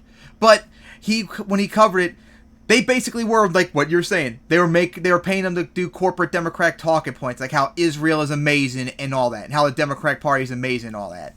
all the same shit like the Russian asset scandal. All right, so racist against Palestinians and things like that. Mm-hmm. All right, the Looking at Chorus you, David Creator Pakman. Program is said to be funded by the 1630 Fund, a non-profit sometimes portrayed as the left's answer to the Koch network, and which has funneled money to dozens of Democratic-friendly influencers, according to Wired magazine. The names attached to the program span some of the most recognizable liberal voices online. They include Olivia Juliana, the Gen Z activist who spoke at the 2024 Democratic National Convention, Lauren Piretta, a former Playboy executive turned Occupy Democrats podcast host, Barrett Adair, the content creator who runs a viral American Girl doll themed meme account, and of course, the big two being David Pakman and Brian Tyler Suzanne Cohen. Lambert, who styles herself as Regina George Liberal, Ariel Fodor, a teacher with 1.4 million TikTok followers, Sandra Jennings, the TLC reality star and older brother of trans influencer Jazz Jennings, David Pakman, host of The David Pakman Show, and Brian Tyler Cohen, who, not I've been able to read, is the one at the head of this. I always knew something was fishy about him, and now I see why. Lee McGowan, better known to her audience as Politics Girl, is also reported to be tied to the program. Each of them, and many more, were brought into communication with Chorus, the non-profit arm of a for-profit influencer agency, to take part in the 1630 Fund Finance program. In all, Chorus told participants more than 90 influencers were expected to join, according to Wired. The arrangement was cloaked in secrecy. Contracts reviewed by Wired barred creators from publicly acknowledging the program, disclosing the identity of any funder, or even admitting they were being paid at all, the publication reported. A breach could mean expulsion from the program and the loss of thousands of monthly income, according to Wired. One clause reportedly gave Chorus unilateral authority to demand creators take down content produced at its events. Another required influencers to route any dealings with politicians through the organization, effectively turning Chorus into a gatekeeper between Democratic politicians and their online supporters, according to Wired. Oh yeah, it was kept secret too. Gee, I wonder why. Some balked at the restrictions in a group chat among influencers debating the terms. One pro-abortion creator, Parry, at Women in America, quipped, "I believe we are in stage 5, acceptance." Yeah. Aaron Parnas, a Gen Z news influencer, once hailed as a Gen Z Walter Cronkite, is reported to have told colleagues it was take it or leave it. Ultimately, many signed. The program's secrecy clause was deliberate. It avoids a lot of the public discourse that you see on political ads. Graham Wilson, a lawyer for Chorus, said in a Zoom call with creators, according to Wired. Your names aren't showing up on reports filed with the FEC. That omission exactly what alarms watchdogs. For democracy to thrive, we need transparency around who is paying for political messages. Elizabeth Dubas, a University of Ottawa professor who studies digital politics, told the outlet. Don Hyder, head of the Santa Clara University's Mar Pugula Center for Applied Ethics, was even blunter. If the contract says you can't disclose it, then it's pretty simple. You can't take the money, Hyder told Wired. Yet the money was hard to resist. In addition to the $8,000 a month amplifier tier, some creators were offered smaller stipends, around $250 a month, to be part of what Chorus described as a larger incubator, according to Wired. The collective reach, Chorus bragged in the fundraising materials, topped 40 million followers and 100 million weekly views. Already, the cohort has produced collaborative content, a new weekly series, Good News in Politics, featuring 6 of these influencers, including Eliza Orlins, Sandra Jennings, and the Z activists, touting Democratic wins. The creators encourage viewers to follow those creators, bringing you hope instead of doom scrolling. For the Democratic Party, burned by years of failed influencer outreach, the strategy marks a dramatic shift. After the Biden White House froze out critical creators and the Harris campaign alienated others, the party is now mimicking tactics long used by Republicans who have spent decades cultivating a sprawling conservative media ecosystem. But while right-wing influencers often receive direct funding through PACs or campaigns, Democrats are now accused of using non-profit intermediaries to obscure the money trail. Yeah, this is just the 1630 Fund, founded in 2009, is no small player. It poured $141 million into left-leaning causes during 2018 midterms, $400 million during the 2020 cycle, and $196 million on ballot initiatives in 2022. Just 4 donors accounted for nearly 2/3 of its revenue last year. Now, though, Chorus, that money is flowing to TikTokers. Now, through Chorus, that money is flowing through to TikTokers, YouTubers, and Instagram personalities. Not all creators welcome the arrangement. SPEHAR, a TikTok star with 3.5 million followers, accused Chorus of using their image in fundraising decks without permission. Kat Abu Ghazil, a progressive YouTuber now running for Congress, told Wired that she too was featured on chorus material without consent. What we need is investment in investment media, she said, not another middleman. Some Democratic creators defended the program, including Elizabeth Booker Houston and Ali O'Brien, both of whom were reportedly offered high-paying slots in the incubator. Oh, gee, I wonder why. Like Edwards, YouTuber rose to prominence last year, blasted it as predatory. The poster saw comment from the influencers named in the article, as well as from 1630 Fund. Yes, I have received compensation to supplement years of previously unpaid work, Piretto trolled the Post. The fund supports content creation substantially while maintaining zero ownership, editorial control, message input. Bullshit. They have no approval process. Yes, they do. No deliverables required. Yes, they do. And no review or oversight of what I create. Yes, they do. And they got to send it through the DNC, through APAC, and through the CIA. Piretto said that the expectation of creators should indefinitely absorb all labor costs without compensation is neither sustainable nor reasonable. When my content is funded by an organization or vetted cause with shared values, you'll see a clear discourse.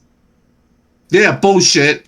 Yeah, this is just like the A Russian... spokesperson for the 1630 Fund told the Post, Chorus is doing crucial work to spread a pro-democracy message to Americans. Creators working with Chorus have always been encouraged to talk about their involvement in the program. Yeah, bullshit. The rep said that as a no-profit, Chorus creators are not paid to support candidates. Yes, they are. But bullshit! They're in their own time. No, they're not. 1630 Funds work with Chorus is limited to our role as fiscal sponsor. Bullshit. We process donations on Chorus's behalf, but are not at the original source of funding. Bullshit. This is literally just the Russian assets bullshit last year.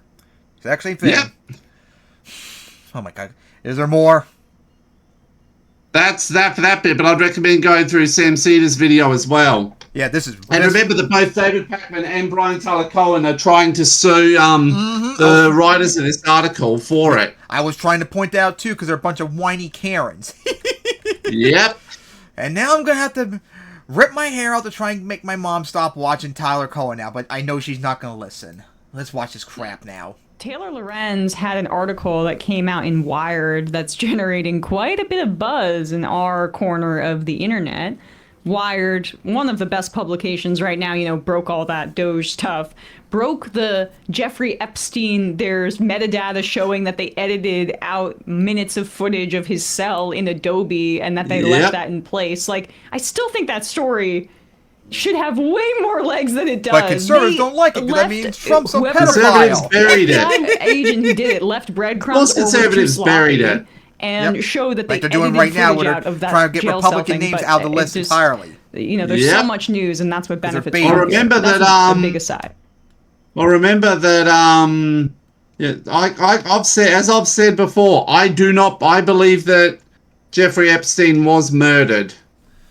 Gee, I wonder why. And the big thing I'd say, point out, they never did a full toxicology report. Gee, I wonder why. So because then they find that he had been murdered. He had been entitled "A Dark Money Group is Secretly Funding High-Profile Democratic Influencers," showing that essentially there have been some Democratic, or liberal influencers and podcasters like us that were offered $8,000 a out of month the Democratic to Party take and out part of the in way. a secretive. It's just like, oh my god! Their butts off. Kick their corrupt asses off YouTube. Unlike Republicans who keep their Russian-paid assets around, we don't like them in our group. That's like a full salary per year, for like a high salary. Like I would say $100K. Especially when they're probably paid by the Israeli Nazi state. Yes, I went there, cope and see. $1,000 a month to take part in a secretive program aimed at bolstering democratic messaging. Israel is as evil as Russia. On the internet. But the contract sent to them from Chorus, a nonprofit arm of a liberal influencer marketing platform, came with some strings. Among other issues, it mandated extensive secrecy about disclosing their payments and had restrictions on what sort of content creators not shifty at all. I wonder if Palestine is like a little bit of a do not go there kind of deal. You're going to see me with a really nice watch, and I'm going to be like, I won't endorse Zoran until I have a constructive conversation with him. As shifty as furry retard skills in Pokemon.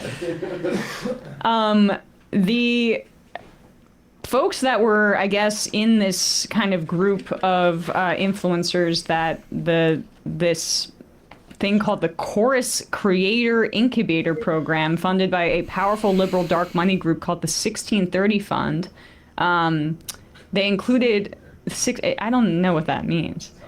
The program kicked off last month, and creators involved were told by Chorus that over 90 influencers were set to take part.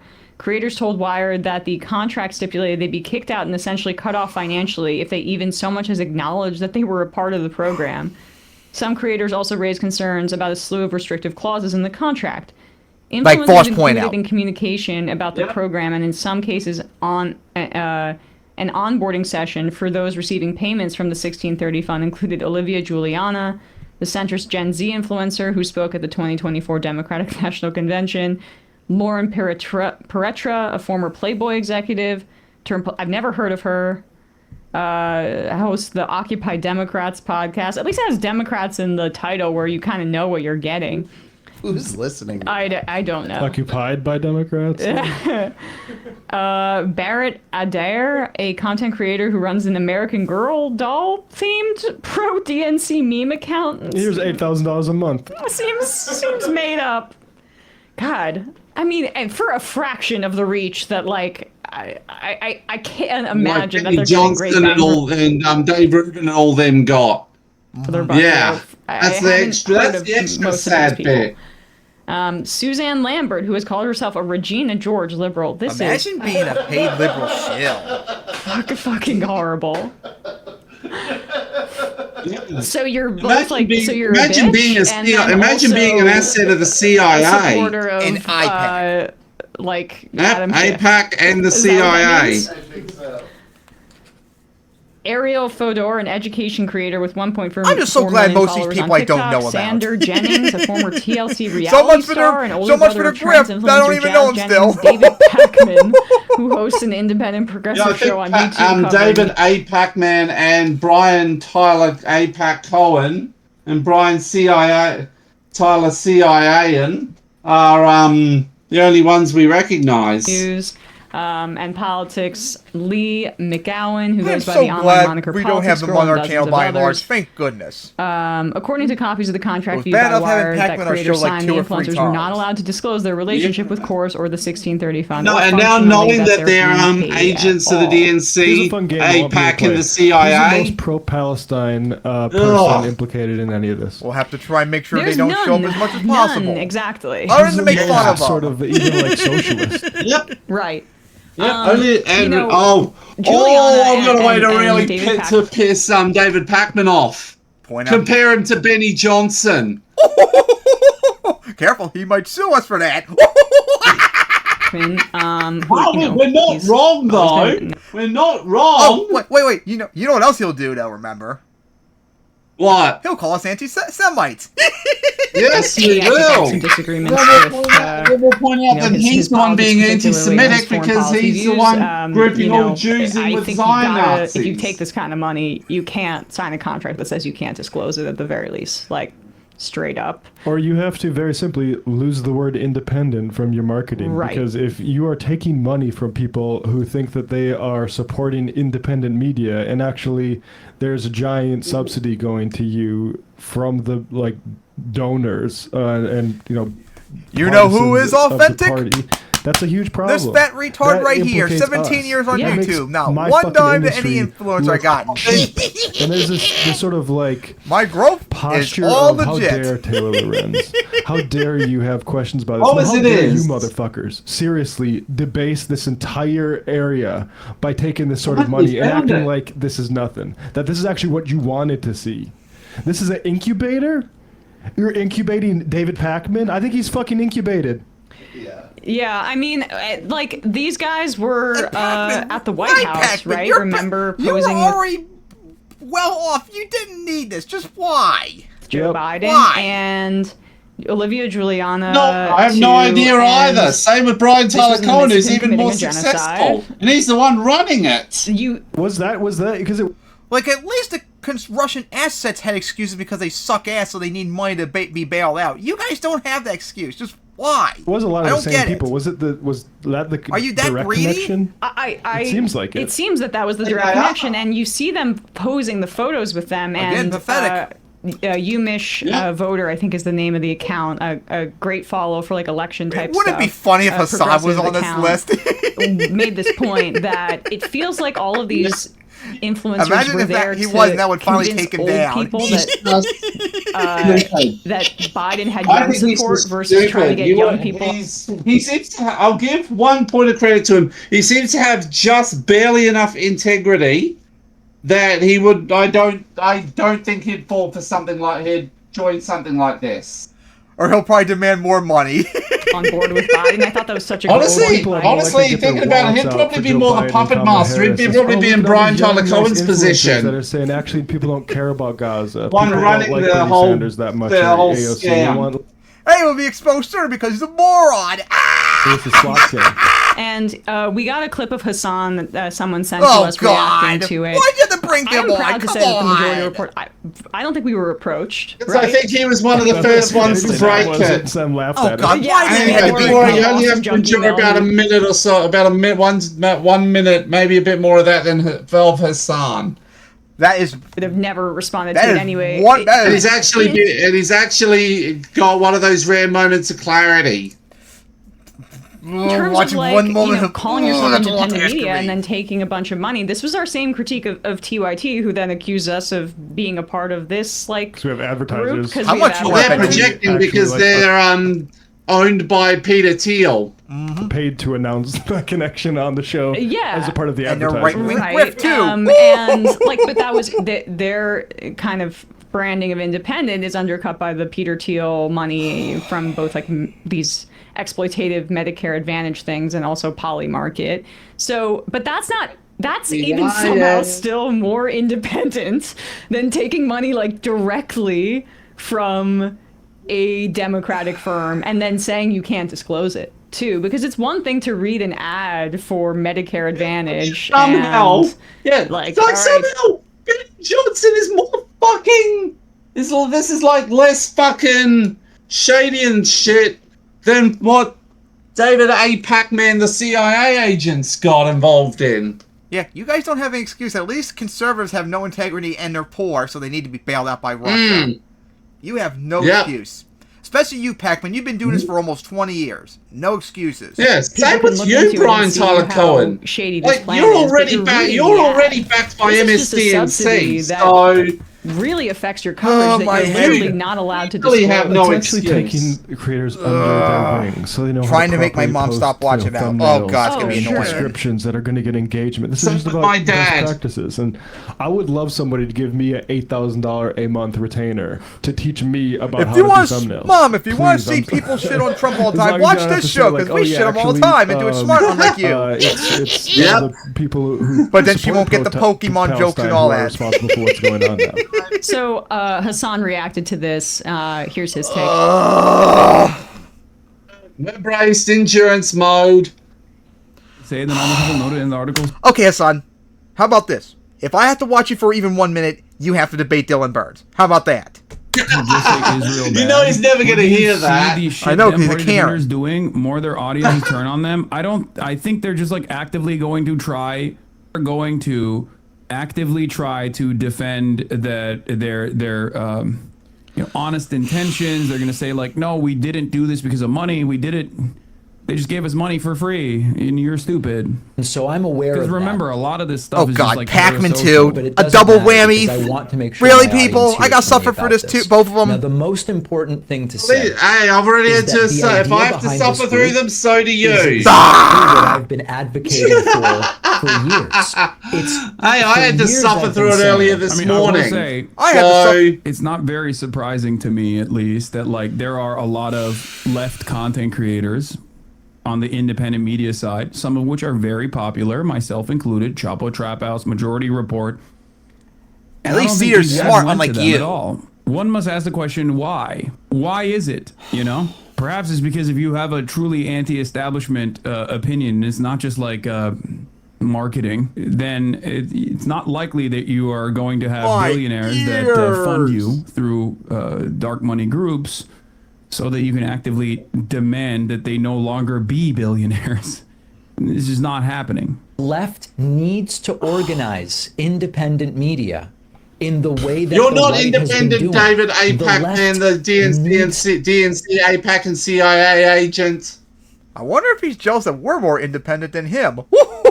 to fund independent He'll call us creators the anti-Semitic way for that that the too. right does. The right Even has though he's won funded even being arguably anti-Semitic every time he presidential does that. election. Yeah, I think they're also saying, yeah, this is the argument. This is the meta. Well, the Republicans do this too, and if we got to fight fire with fire, this is how we got to do it. It's like, you're just making an argument to get money from the Democratic Party. Yes. Yeah. All right. Well. Crazy. This is. Why do you guys make Hassan have to make a good point? Did you have the Just part also why? where you play it, the Olivia Giuliana I want him to be tweet? destroyed.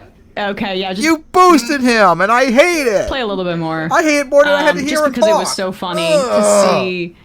Yeah, here it is. Just put it up. Why The can't he tweet. fall out of relevancy yeah. and we Making take like, what, over? We're almost based 60 on like grand a him. year. Oh my god, Yeah. not again. This is the major problem. Okay, you're right. Zero people come to this conclusion naturally. Okay, this is the issue.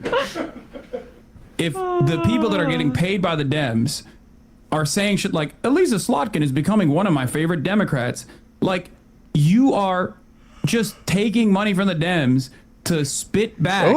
You're taking money from the from the Democratic Party to spit back. She's the these kinds of the corporate Democrats are following now. I'm trying to remember. Was she the person that was like on Breaking Points recently? I think she was, and got absolutely annihilated and got embarrassed by Crystal and Saga. Imagine getting destroyed by Saga. That's pretty sad.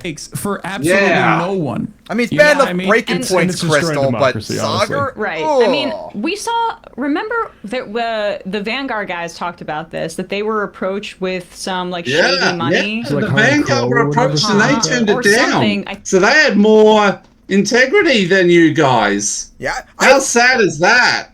I've gotten over the years, not political stuff, but I've gotten advertisements for stuff before, for YouTube stuff related, and I just always decline because they always demand like certain things and all, and I just like it's just too much bullshit. I think when they were more with the Jimmy Dore wing. It was about anti-vax stuff. I know Right, that. and we have speculated that there's a lot of subsidization of anti-vaccine views on the internet. And I felt like that's kind of where this got really going, and there were wealthy people that realized this is pretty cheap. Well, and unless you're Spotify. Yeah, and then That's 200 million. Mo, but for real, like the podcasters, you gotta think like if they even have a Patreon, you're a rich guy. You go in there and say, "Here's $1,000 a month."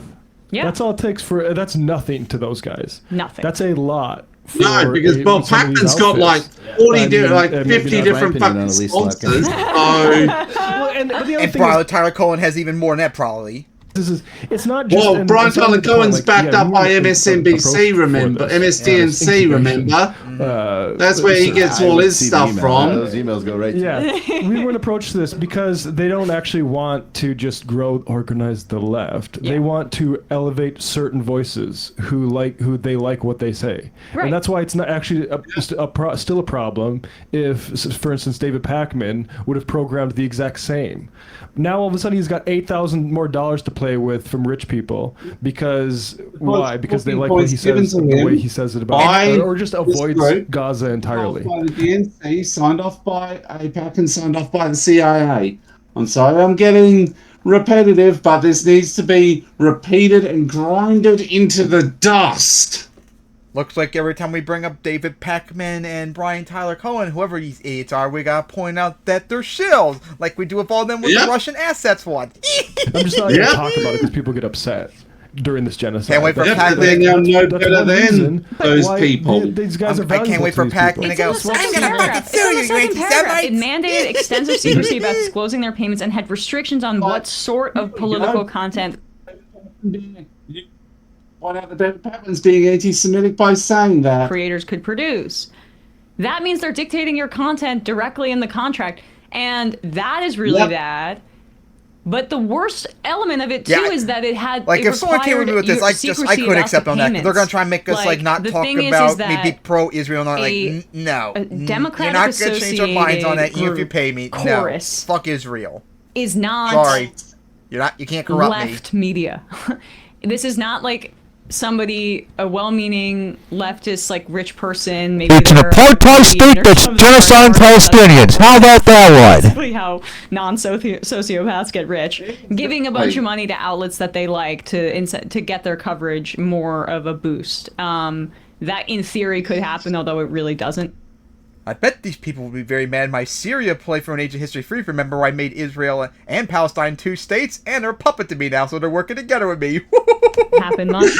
Man, you would give Pac-Man a fucking stroke. You tell him that. Group that's associated with the Democratic Just wait till Party I take over, that make the entire world has of veto my power puppet of over Syria. certain things that you can and cannot say.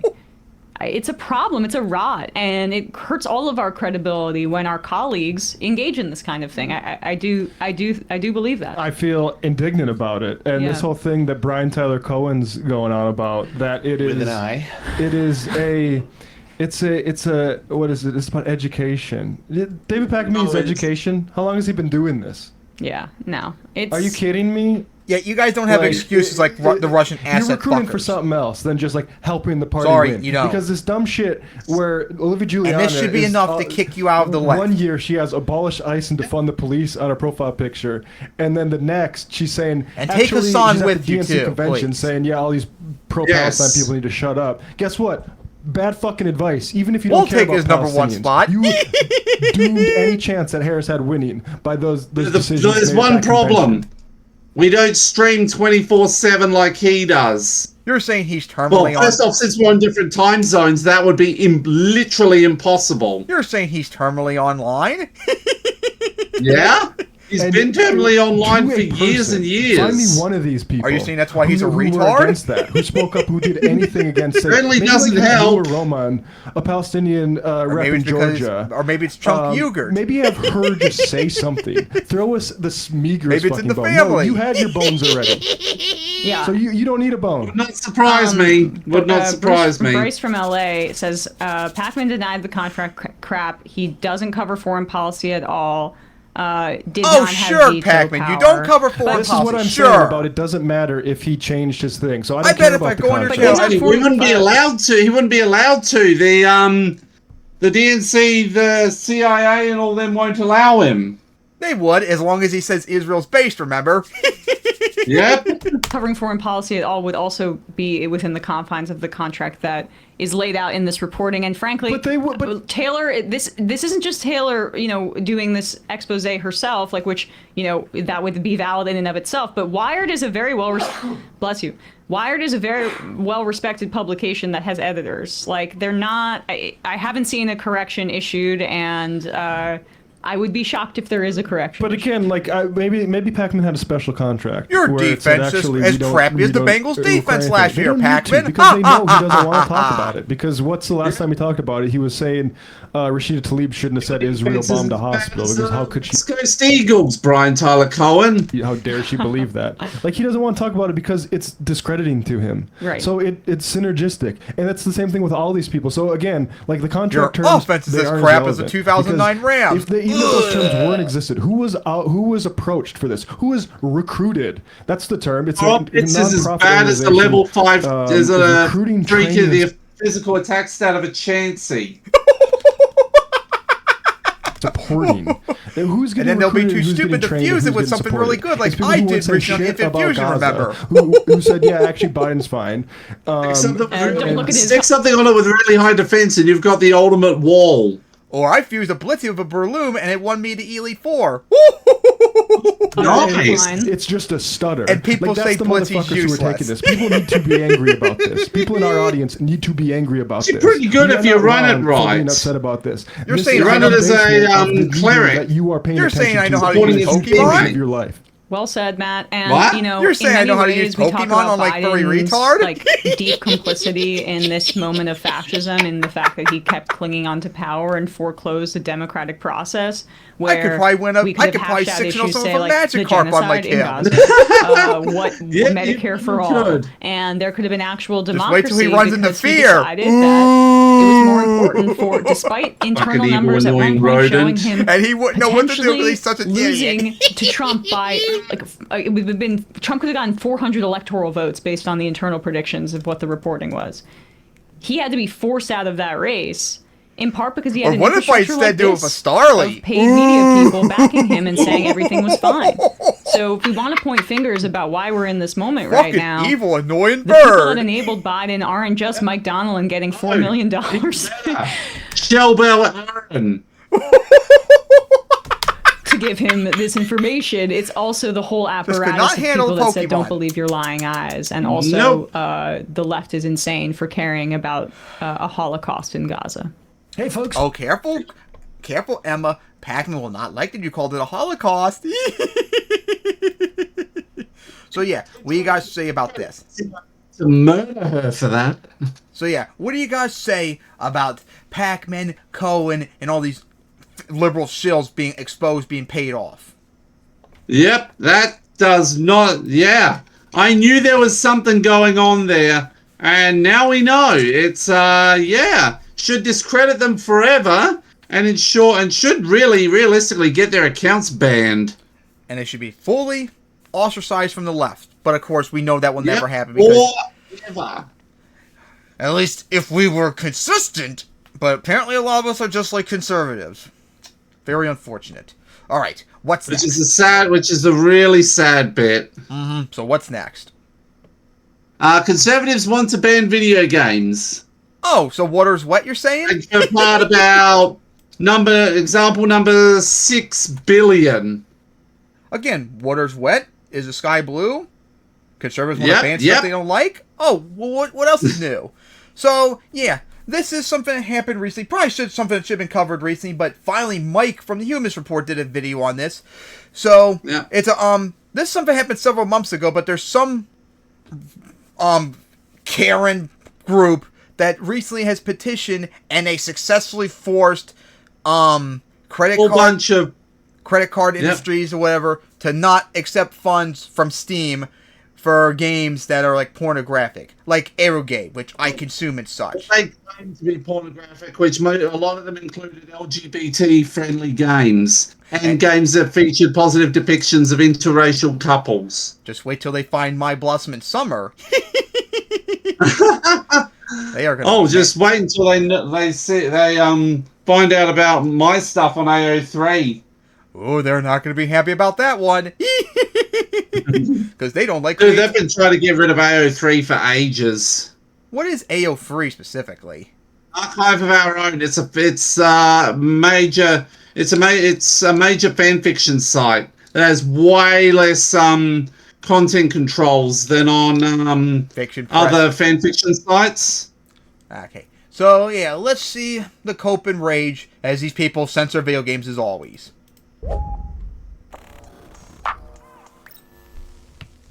So, as a gamer myself who loves this industry, I don't necessarily think that it's controversial to say that this industry has so many problems. It's in crisis mode at this point. You have developers with no job stability whatsoever. Big companies like Origin. Microsoft keep swallowing up smaller studios and then closing them down. Crunch is becoming all too common. There's little to no unionization and thus no collective bargaining and worker rights. And on the consumer side, there's so many anti-consumer trends. It's not just that the prices of video games are increasing, but gamers are being nickel and dimed through microtransactions. And the EA with Madden. Death of physical media has led to concerns about whether or not we even own the games that we're buying. All the video game industries involved in that one. We're often sold unfinished or broken products that required patches. It is and unfortunately, that's a lot of Grand Strategy, which you know I play, where they release a game and then do DLC afterwards. Like you remember EU, you remember EU4, right? Yeah. That you see me play. Well, one EU5's coming out next month. I'm not gonna get it though, and such. But you want to know how much you have to spend to get all the DLC for EU4 at full price? $200. It's over 500. Fuck. And that's EU4. I think it's worse when it's Hoi 4, if you remember me playing that before. I think that's over 600 now. But yeah, Paradox gaming console. Yep, Paradox is really, really bad at this. which is why they're crackers to unlock the DLC for free. Piracy for the win. Complete mess. And that's why, if I ever make games, no DLC ever. How about that one? Because I'm based. But as bad as it is now, things are getting a lot worse thanks to this new trend of censorship in video games. And to be clear, it's not a new trend, Mike. It's always been around. You remember. I remember the days when conservatives and Christian fundamentalists made a big deal about Pokemon. Do you remember those days? Oh, it's right. We still deal with them today. When I say censorship, I'm not talking about petty bullshit like the Stellar Blade petition where gooners were outraged that the developers made minor cosmetic changes to some of the main characters' outfits to make... It's woke! Just like the Karens cried about the most recent Monster Hunter game being woke. Them less sexy in the opinion of horny gamers, and having just finished the game myself, I can assure you that there is no shortage of scantily clad outfits for Eve, so this was much ado about nothing. Wait till these idiots and gooners see my Blossom Summer, and then when they see it get remade fully drawn, when all their the girls' school uniforms have their skirts lengthened massively down, they're not going to be happy about that one. And the gooners won the battle that they were fighting. Great game, by the way, that bullshit aside, but that's not the kind of censorship that I'm talking about here. I'm talking about puritanical anti-porn advocacy groups pressuring payment processors to get games removed from storefronts. This is what happened over the summer. An Australian advocacy group called Collect... Why is it always you guys down under? Why? Why are you guys worse than America somehow on this? Is fucking horrible regarding this shit. That's absolutely fucking horrible. Imagine being worse than America. I can laugh at you for once. I can say that. I can say that. Hey, something I can laugh and be based American for once? Until soon. Active Shout launched a campaign. Remember when you all banned GTA? At least we still have a democracy. Mm-hmm. Remember when you all banned GTA 5? Yeah. You probably don't remember because it's not what you played. I remember when you all censored Command & Conquer, which is unbased of you. To get Visa and MasterCard to pressure storefronts like Steam and itch.io to remove adult-themed games from their stores. And they caved. They did what this advocacy group wanted. In fact, Steam delisted hundreds of adult games, although not all of them. Yeah, they didn't just do that, though. They removed a whole bunch of LGBT but as we positive games and a bunch of depicted interracial couples is good, because we know that conservatives are gearing up to go after interracial marriage. Over the last 8 months, when you give authoritarians an inch, they take a mile. So that wasn't the end of the censorship crusade with regard to games. And as Patricia Hernandez of Polygon reports, despite playing nice with payment processors, Steam's still getting pushed around by them. Nowhere is this more evident than with PayPal's decision to pull out of a swath of countries who do business on Steam, which it directly attributes to the wider Visa and MasterCard adult games debacle. And it's getting even worse. Hernandez continues, more recently, the fight against censorship has transitioned from dealing with games that were already greenlit by Valve and on sale to nipping their prospects in the bud. The developer behind a video game called Heavy Hearts say they were recently informed that their application for Steam Early Access was rejected by Valve because the company... Oh, can you imagine if they saw Lulu's tits? Oh boy. Could no longer support the model for games with mature themes. But this isn't an isolated incident. Hernandez goes on to explain that the developers behind the RPG, The Restoration of Aphrodisia, was also denied entry into Steam's early access program, even though they're following Steam's own guidelines. And one might think that maybe this just applies to early access games, which for those who don't know, those are unfinished products consumers can essentially beta test. But that's not what this is about, because they've accepted other adult-themed games into the early access program before. So Hernandez says that this is an indication... Because they're friendly to LGBT people, and they don't depict minorities as savages. I guess they're not going to be happy when... Coming up soon, script-wise, my riot, that LGBT character in My Blossom Summer will be revealed soon. I guess I'm not going to like that one. In that it's a new change in Steam's policy. But it gets so much worse because Hernandez continues... when you reveal that Ayaka is in an interracial relationship. But she wants Hideo-kun, remember? August, one anonymous Steam game developer went viral after posting... No, these Karens will cry because she's a base Christian, unlike them. on Reddit, claiming that PayPal was withholding £80,000. You must be progressive. God commands it. Earnings made from programming an adult game on Steam, allegedly after the payment processor discovered the nature of the unnamed game. The developer says they were told they'd violated PayPal's terms of service and have since spent weeks trying to recover the money. What makes this situation particularly painful is that the game developer resorted to PayPal after having issues with regular banks, which forced them to find alternate means of doing business online. Which is horseshit. So we've reached a point where financial institutions and PayPal are acting as Alright, maybe we need to start finding other competitors to Steam then if that's gonna be the case. Because here's the thing, you're not gonna stop pornographic video games. They're gonna always exist. There's always a market for them. It's called capitalism. I thought you guys like capitalism. I thought you guys like capitalism. You guys claim to be. It's for some reason. Isn't it weird how we're always like somehow end up doing the pro-capitalist position, even though we're progressive? It's weird, isn't it? Facto moral police, basically, choosing to reject business with this UK developer who hasn't broken any laws because they're presumably worried about astroturfed backlash from advocacy groups. They're worried about AstroTurf PsyOps. And to add insult to injury, thanks to the UK's Online Safety Act, Steam is now subject to the country's age verification laws, which means that consumers have to jump through extra hoops just to purchase adult content that hasn't already been removed from the Is J.K. Rowling your prime minister now? Oh wait, no, J.Q. Rowling is your prime minister now. platform, which is legal. Apparently she is. As age verification laws become more common here in the United States, this change could soon affect us here. Now, I recently did an entire... Oh no, we're not stopping this beast, Miranda. How about that one? To check that out. But let me just say, I'm not personally affected by this directly. I've never played a Gooner game, Stellar Blade aside. But to be under a certain age on many social media platforms at the end of the year. Mm-hmm. Remember we covered that. I think that counts. Yep. So I'm not going to lose any sleep if I can't play MILF Simulator 3 or whatever. But it's not like I don't have a horse in this race, because I do. In fact, we all do. What we're witnessing is a sort of censorship mission creep.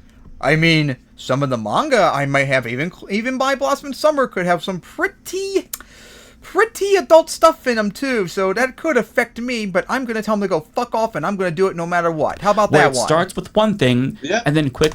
Oh boy, I bet these people would love it when the Great War is made. expands to other things. Imagine an alternate reality, World War... They'd love my stories exploring the sexual abuse that Omega copped as a child. Ooh. How she works to cope with it, works to heal from it. Or how the Great War, whatever it will be called, like an alternate World War I fought in World War II style, with all the graphic details of war. Violent, gory deaths, they'll be there. Rape and murder of kids, women, and animals, all gonna be there. No censorship. And I also believe that adults should just have... And then they'll be mad when America and the Allies win at the end. access to adult content, because I believe in freedom. But if games with adult content are persona non grata all of a sudden, like, where exactly do you draw that line? They don't have a line. They want everything banned. It's not about sex per se, but it still features sexual content. Games, full stop. And then they want to ban anime and manga next too. Just like movies and TV shows do. Fun. They want to ban everything that's fun. Then they're going to go for Pokemon next because they suck at it. Does the same logic apply to games like that? Could they get delisted? It includes anything with Pokemon in it. Then they're going to be mad about Yu-Gi-Oh! Again, of course. Well, guess what? That's already the plan, believe it or not, because per Polygon, quote, Collective Shao, the group which most publicly... You look like a Karen! ...payment processors of... And I mean literally a Karen! ...ultimately intends to get games like Grand Theft Auto pulled from shelves. Already Are you guys going to ban GTA 6 next year now? Are we going to go for this again down there? I thoroughly expect that to happen. Man, I'm expecting that to happen. Man, you guys really hate GTA. Man, what did they ever do to you? Leader of the group has admitted that it does not see the actual legality of a game as the determining factor in whether it should be allowed to... What? It's the book that promotes terrorism and promotes rape and pedophilia. Uh-oh. And therefore, everyone who plays it needs to be beheaded. The topics I'm gonna get into potentially with My Blossom in Summer might get somewhat involved in that, so I guess they're gonna have to ban that next down there too. Exist. Instead, it more broadly wants to push against any games that feature, quote, violence. What? Against women with little care for the context of the content. So you see where this is going. Oh, well, we think that this is bad, so we should get it banned. I don't like this or that, drug content, LGBTQ plus content. So let's all pressure payment processors into removing all the games that we don't like until there's none left. There are a lot of games I don't like. I don't play them. Now, in GTA 6, one of the protagonists is a woman. So when you inevitably... Just like you're all still mad I'm better at Age of History 3 than you. get into a fight with the male character, will they use that as evidence that the game is encouraging violence against women? Who knows? Oh my God! They probably would use that argument because if y'all don't remember, they will. In GTA 6, in GTA 6, there's gonna be a female protagonist. And of course there will be a situation where that female protagonist is gonna be beat up and all that. So that's violence against women now. Oh God! That's what their standards are. But these authoritarian pricks want to be able to control what we're able to play. But a AAA game like GTA is probably much safer than smaller indie titles whose developers don't have the means to defend themselves against these kinds of campaigns. But that doesn't mean that a company like Rockstar still won't feel inclined to self-censor, so that way they avoid additional scrutiny. Perhaps, something in the game that is... And unfortunately, Rockstar has history of censoring stuff. Vice City, San Andreas. They love censorship.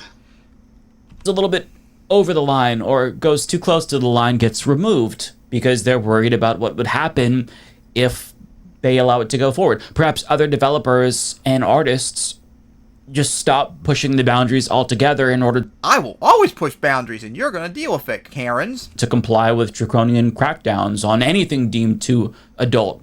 And I use air quotes because, adult is subjective. There's a Christian nationalist movement in the United States that's using this logic of adult content to erase queer people out of existence.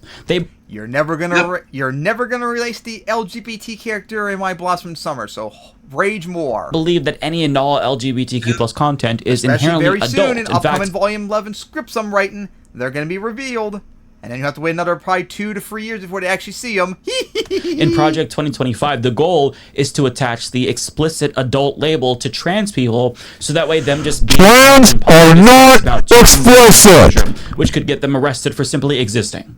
And on the subject of Project 2025, even though there's no evidence... Maybe I need to make a trans character in the future just to piss you off. That Collective Shout has ties to them? Well, as Sam Woods pointed out in an August 8th article for The Gamer, this crackdown on adult-themed video games could be a wider consequence of Project 2025, which is a reasonable assumption given how one of the architects of Project 2025, Russell Vaught, who's now Trump's own director, admitted that even though their strategy is to ban porn altogether, they wanted to accomplish that same goal in a more indirect way, because obviously that's going to offend less people. But don't take it from me. Let's hear it straight from the horse's mouth. When I talk about 50-year issues that we've lost because we didn't have the right framing, that's one of them. Your framing always will suck. And our view is we've got to have a culture that values babies and the life that's created. When you guys care about babies, I think you mean in terms of raping them. And is focused on the birth rates and makes them a positive good as opposed to a burden. And we know you guys are on good people, therefore we're always looking. Want to ban it because it makes them be good people. They want to ban it, but they want to keep it for themselves. What's the immediate? And they want to start with Ayaka Hidaka and Bunko Fukuzawa. And win a debate that allows us the next fight to get more of the win than we could have. For instance, right now we came up with an idea on pornography to make it so that the porn companies bear the liability for the underage use as opposed to the person who visits the website getting to just certify that I'm 18. It's the parents' responsibility. How about that one? That are passing this, and you know what happens is the porn company then says we're not going to do business in your state, which of course is entirely what we were after, right? So we're doing it from the back door. We're starting with the kids, and then we'd have a national ban on pornography if we could, right? So we would have, the the porn companies being investigated for all manner of human rights abuses. So yeah, that's you're how an we evil approach cunt. the problem. It's anti-freedom. And life is no different. We're looking for, if we lose elections on this, then we don't have the ability to save babies. We don't have the ability to save life. So rather... Yeah, you don't want to save babies. You want to rape them. Than banning porn altogether, which would be unpopular, obviously, why not do it in a more underhanded and stop trying to ban porn, as he put it? What if you targeted the porn companies themselves and accused video them games of terrible and anime things? and all that stuff? Why not target the platforms that do business with porn companies that allow them to exist while you're at it? You see where I'm going with this? This effort to censor video games, that's working, by the way, comes straight from the Project 2025 playbook. And as Sam Woods of The Gamer explains, so how does this tie into what's happening now? Part of VOT and Project 2025's plans are to remove Section 230 of the Communications Decency Act. This law currently protects platform holders, providing immunity for any content uploaded to said platform that third-party users created. By removing Section 230, platform holders like Steam would be liable for any, quote, illegal content uploaded to the platform, as opposed to those creating and uploading said content themselves. If Steam were found guilty of hosting this content, the company could be hit with huge fines. Therefore, Steam, Itch, and many other platforms would likely place a blanket ban on any adult content, mitigating any risk of fines or other legal action. This, as pointed out on Reddit, would affect all forms of user-generated content, including fan art, mods, and videos. Fuck you, anti-freedom haters! Campaigns on payment processors, those are already bad enough. But if Section 230 is repealed, which Trump supports, by the way, he's called for this before, life on the internet as we know it would cease to exist. The internet as we know it arguably exists because of Section 230. So getting rid of that would fundamentally transform the internet in draconian ways. Online free speech would almost certainly be limited on websites that rely exclusively on user-generated content like YouTube, Reddit, and others. In other words, gaming is just one of many avenues Christian nationalists are pursuing to take away our freedoms. And all of you need to be kicked out. So we are entering dangerous territory here, and adult-themed video games, that's just the tip of the iceberg. But the silver lining is that gamers are paying close attention now that something that they like is being affected by Christian nationalism. I wish I could be as confident as you, Mike, but if they keep voting for Republicans, then it doesn't matter. You need to stop voting for Republicans, period. And my hope is that they'll understand how the reactionary ideology that... Like, I think Mike brings this up, like, stop watching Asmongold and other retards like him. That so many of them adopted now threatens the hobby that they love so much. The threat to gaming was never about, more representation for women and queer people and people of color or pronouns and what. Which is all based. Christian nationalism. Yep. It was puritanical conservatism. It was all fascism. about Nazism. That is the threat to gaming. That's always been the case. And the gamers who were duped into supporting Republicans by right-wing grifters like Asmongold unknowingly did so against their own self-interest. And in a Reddit discussion about the Sam Woods article, a lot of non-reactionary gamers had quite a bit of smoke for the reactionary ones who helped usher in this era by voting for Donald Trump. Here's some examples. Gamers need to wake up to what's going on right now. Read the rest of Project 2025 too while you're at it.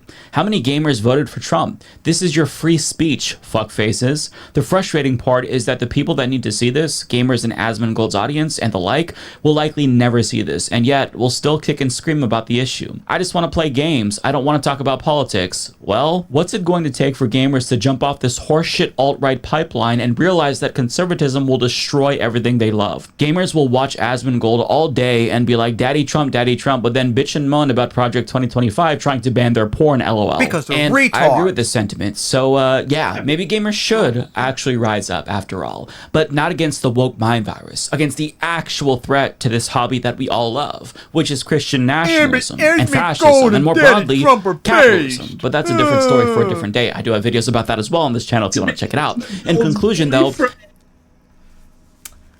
you guys suck, and you're all idiots. How about that one? Now is the time to fight, because it is going to be gay very hard orgies to get in back the freedoms that they're taking away from us once we lose them. And if Yeah, they but you're can giving so them too many easily good ideas in their head. get storefronts to take away content simply by a little bit of pressure, that is a It gets sign them on that all side companies regarding, are bending blocking to this. fascist authoritarians. Gotta be good. So we cannot allow this And to it'll be happen. We have to white. fight, because if we don't, they're going to take away everything that we love.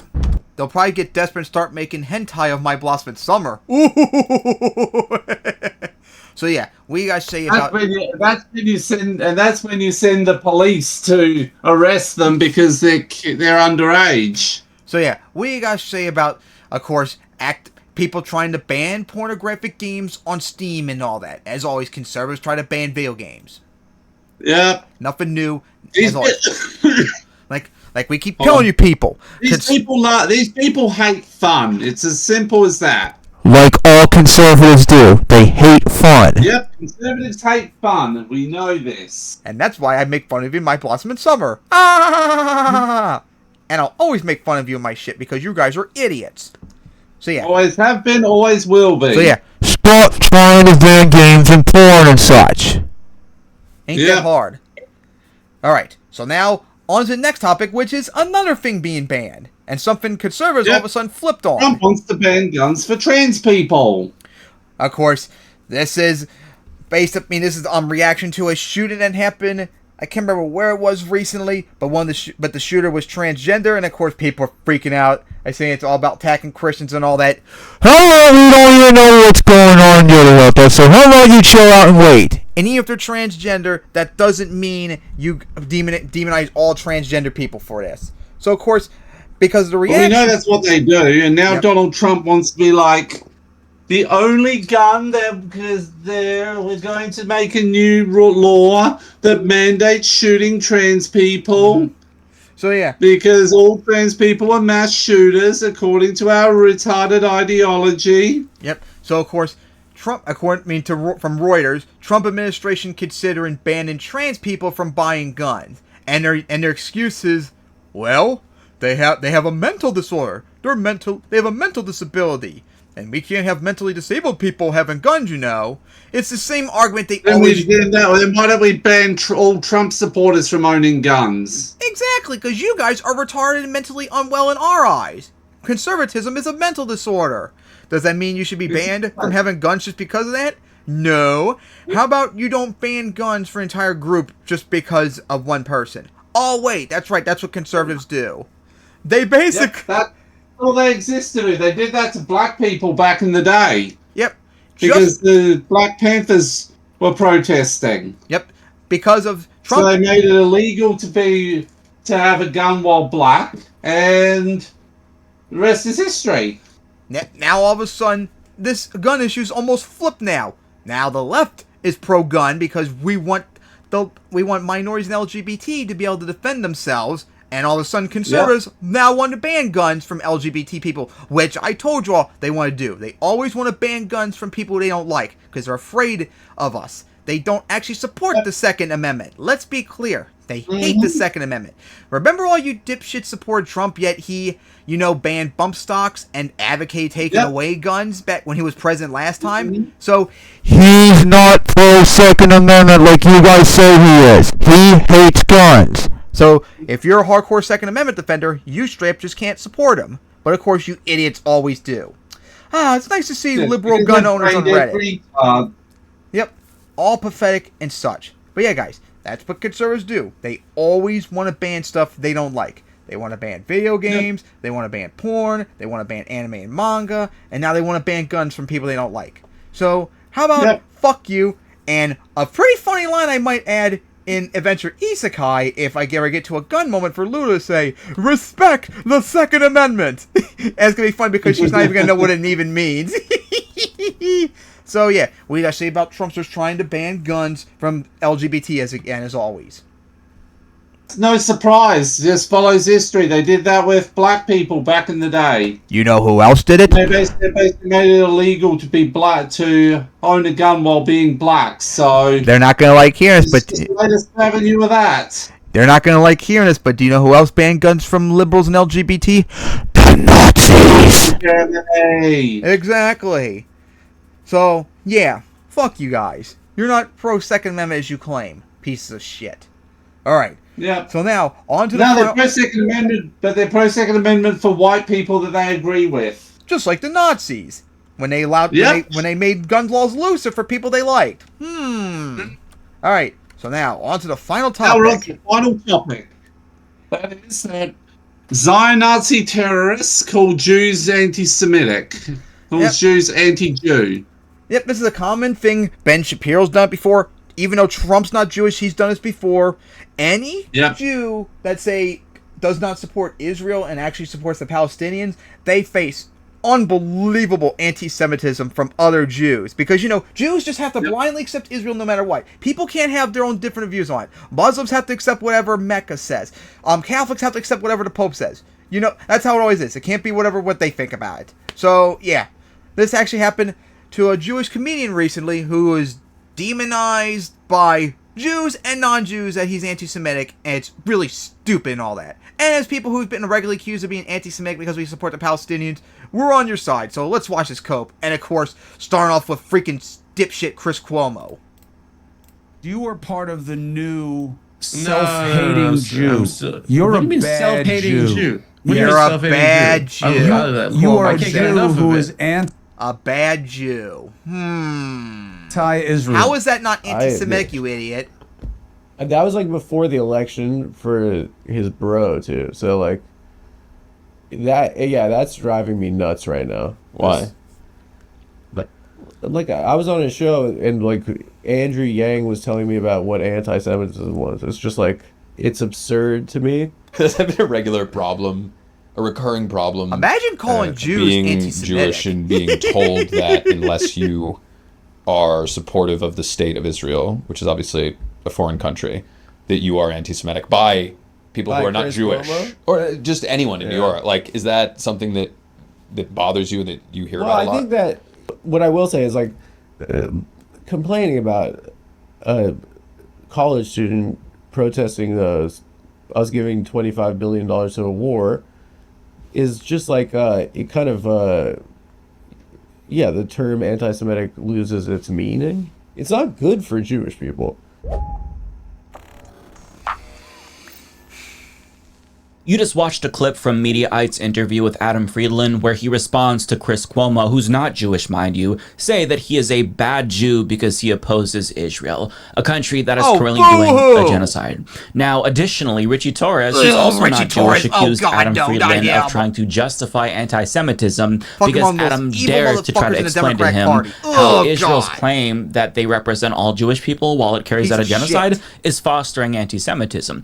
But I mean, it just goes to show you the lengths that these genocide deniers are willing to go to shut down criticism of Israel. If you're not Jewish, then you're anti-Semitic for opposing Israel's genocide. But if you are Jewish, well, then you're opposing Israel's genocide. There's no winning. You have to support Israel, otherwise they think that you are morally bankrupt, which is ironic. But no matter how hard they try to morally bankrupt if you support Israel's genocide of the Palestinians. How about that one? It is not going to change the reality that this is indeed a genocide, and more people can see that. And as Omar El-Akkad put it, one day when it's safe, when there's no personal downside to calling a thing what it is, when it's too late to hold anyone accountable, everyone will have always been against this. And he is exactly correct. And the day when this will be universally recognized as a genocide is inching closer than ever, because even the most vociferous genocide apologists are struggling to still make up excuses. Last week, Israel double-tapped a hospital that killed 20 people, 5 of which are journalists, which is why they bombed the hospital in the first just like what Russia does to Ukraine. Place, by the way. And so if you're against what Russia's doing to Ukraine, you need to be against what Israel's doing. I didn't really see many people on Twitter defend it. I'm not on Twitter as much these days, but even Israel was like, oopsie, they didn't even bother to blame Hamas, because what's the point? It's so bad that freaking even Trump condemned them for it. How do you get braindead Trump to condemn you? That's pretty pathetic. Nobody believes them. They know that they've lost public support, hence why Netanyahu is currently going on a tour of U.S. conservative podcasts to convince them that Israel is still good, because more and more people, including conservatives, can see that this is indeed a genocide. Yeah, even there was polls recently that even Republicans are starting to turn against Israel. They're losing everything. Individuals like David Pakman, who criticized Rashida Tlaib for blaming Israel for attacking a hospital, have remained silent 35 hospital bombings later. Oh, gee! I wonder why Pakman's silent on it. Demanded the same CIA agent. and he's a paid asset. So, because remember, you can't criticize Israel according to that agreement that he had to sign. It makes sense why. But then again, he doesn't need to be paid. He always would defend Israel no matter what. Because it was never about the objective truth or accuracy. It was always about downplaying the barbarity of the genocidal Israeli regime. But he thought he could get away with it. The crimes that Israel is committing is piling up, and it is getting harder and harder and harder to run cover for Israel's genocide. And more people are waking up. On August 31st, another 63 Palestinians were murdered by the IDF, including 32 aid seekers. What's the excuse this time? Hamas? Didn't actually happen? You don't see a lot of excuses because there's just no amount of bullshit that you can shovel towards us that is going to get us to accept that what's happening is justified in any way, shape, or form. But like, the reason why the propaganda never worked in the first place is because we can see what's happening with our own eyes. If it's going on for 2 years, there's some working on, unfortunately. It didn't actually happen. This is being blown out of proportion by the Palestinian journalists. Okay, well, if there's uncertainty and you don't trust the Palestinian journalists, why not allow Western journalists in? Even the New York Times acknowledges the need for that, an outlet that has done everything that they possibly can to sanitize Israel's atrocities.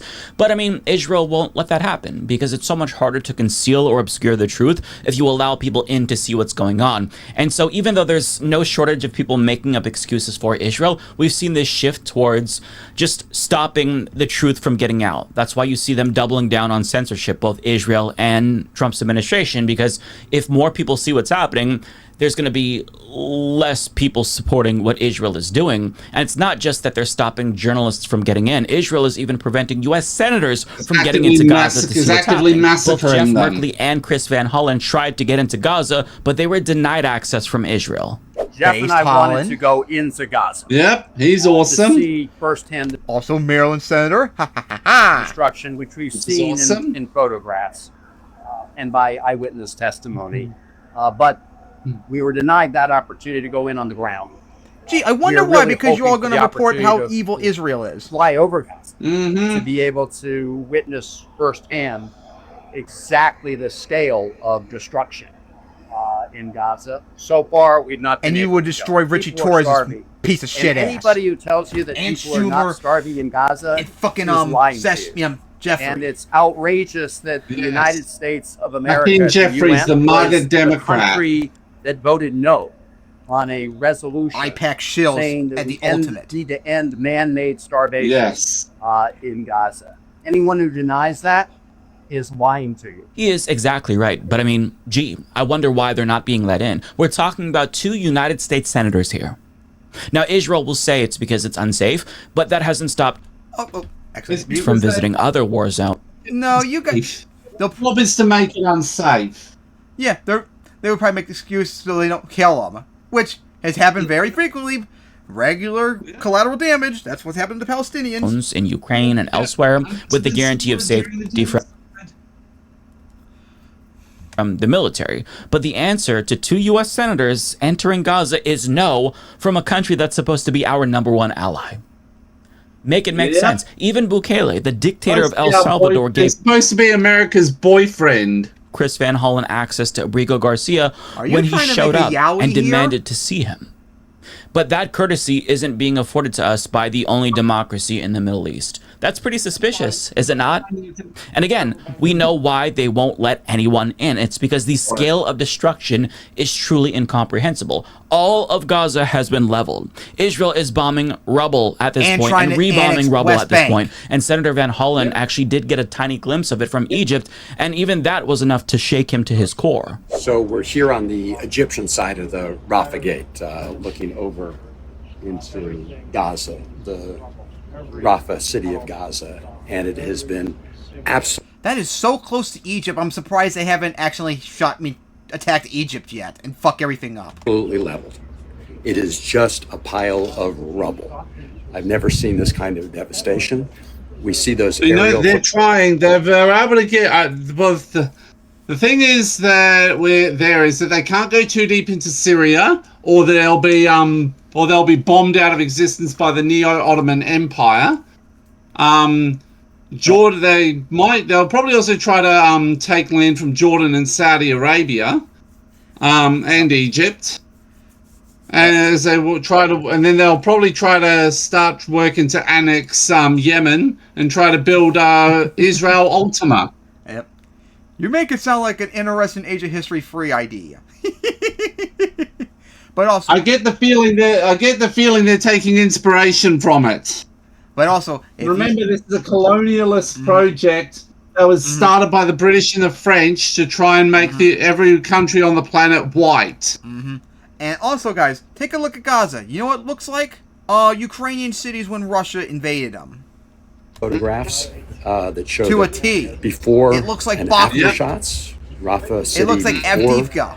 The bombardment and the explosions and the after like shots. You see Mariupol. them from the sky.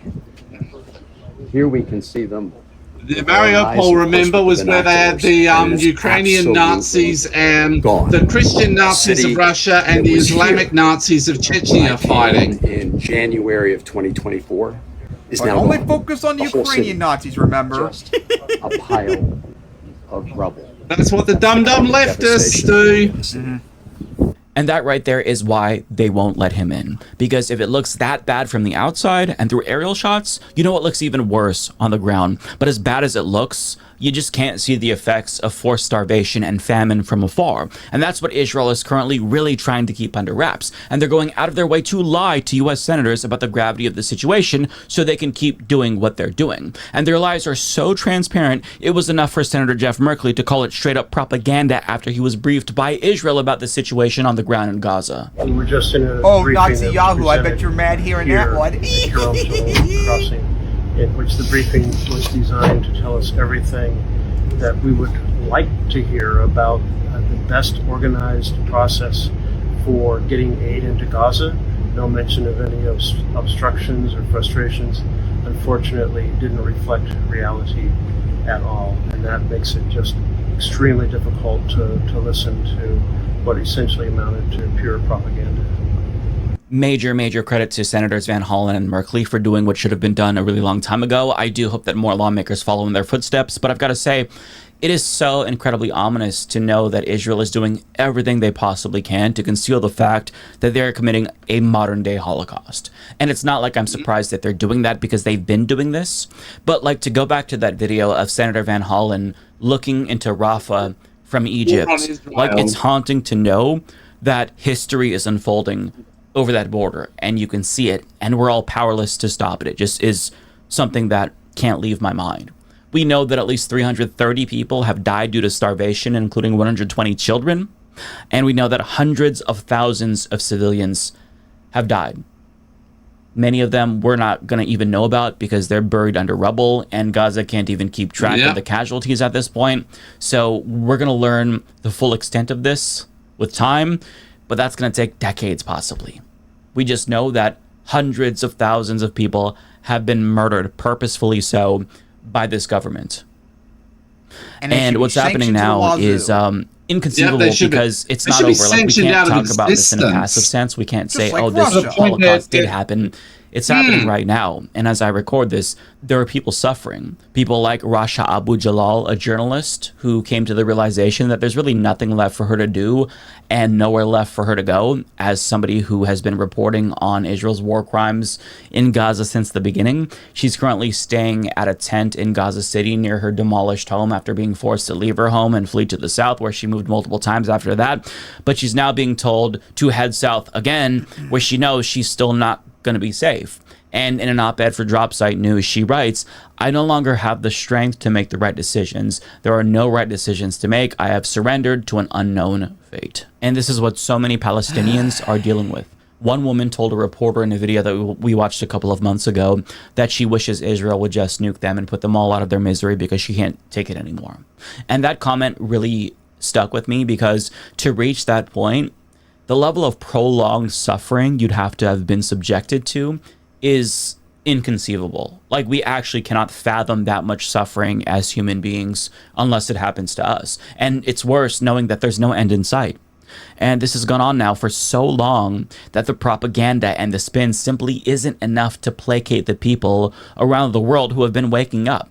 Individuals who didn't care or who were denying it at first are slowly but surely realizing that this is exactly what they feared it was or denied that it was. And to go back to Omar El-Akkad's comments, the day when everyone will claim that they were always against this is so much closer than ever before, especially because, as Common Dreams reports, quote, the International Association of Genocide Scholars has passed a 3-page resolution that outlines a wide range of Israeli actions that it says constitute genocide, including deliberate attacks against civilians, starvation, deprivation of humanitarian aid, sexual violence, and forced displacement of the population. In addition to the actions of the Israeli military, the resolution also references statements by high-level Israeli government officials as proof of genocidal intent. Specifically, the resolution cites Israeli government leaders, war cabinet ministers, and senior army officers who have made explicit statements of intent to destroy, characterizing Palestinians in Gaza as a whole as enemies and human animals, and stating the intention of inflicting maximum damage on Gaza, flattening Gaza, and turning Gaza into hell. The scholars also note Israeli official support for a plan floated by U.S. President Donald Trump to expel all Palestinians from Gaza, which they contend amounts to ethnic cleansing. The resolution, which passed with the support of 86% of IAGS members who voted on it, concludes by calling on the Israeli government to stop all genocidal actions in Gaza, comply with the provisional measures orders issued earlier this year by the International Court of Justice, and support a process of repair and transitional justice that will afford democracy, freedom, dignity, and security for all people of Gaza. And by the way, they are saying that this meets the legal definition of genocide. So when individuals like Bernie Sanders are reluctant to use the G word because that's a legal term, he can now safely use the G word and call it what he knows it is.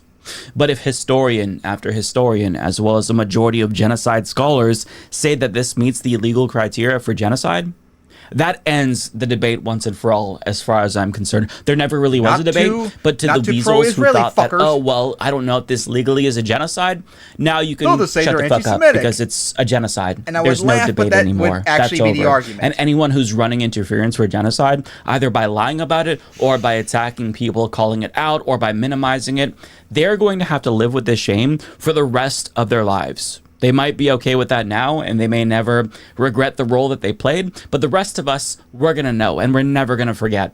And the fact that we have so many people defending the indefensible, that to me is mind-blowing. Like, it will never not astonish me. We are witnessing the same thing. We all see what's happening, and yet there's people trying to debate what's really happening as if it's not obvious. And as bad faith as it may be for anyone to look at the crimes against humanity that we're all witnessing and say that it's not that bad or not really happening or that there's a good justification for it, that has truly shaken my faith in humanity. The fact that we have to plead with people to recognize this for what it is and to just fucking care and to beg our government to stop participating in it and being complicit with it, that has truly radicalized me to an extent I never thought was possible. And I know that I'm not alone. But what matters the most right now is putting an end to the genocide. And that needs to be priority number one. And it has to be done by any means necessary. But when it's finally over, and when truth and reconciliation comes one day, we are not going to let the genocide apologists who lied on behalf of Israel get away with the lies that they told in service of this genocide. We're going to make sure that those people never forget the role that they played. Oh, they'll find ways to weasel their way out of responsibilities. They always do. So yeah, what do you guys say about that? If you're Jewish and you criticize Israel, you're anti-Semitic. Says the ones being anti-Semitic. So let's get this abundantly clear. You're not anti-Semitic if you disagree with Israel. Jewish or not. It doesn't freaking matter. Israel is a genocidal apartheid state just like Russia, and they are committing genocide to Palestinians just like Russia is genociding Ukrainians. It's not debatable. It's very obvious. Stop denying people. Understand? Exactly. Not that hard. Alright. And with that, that is all the topics. So see you all next time for episode 138.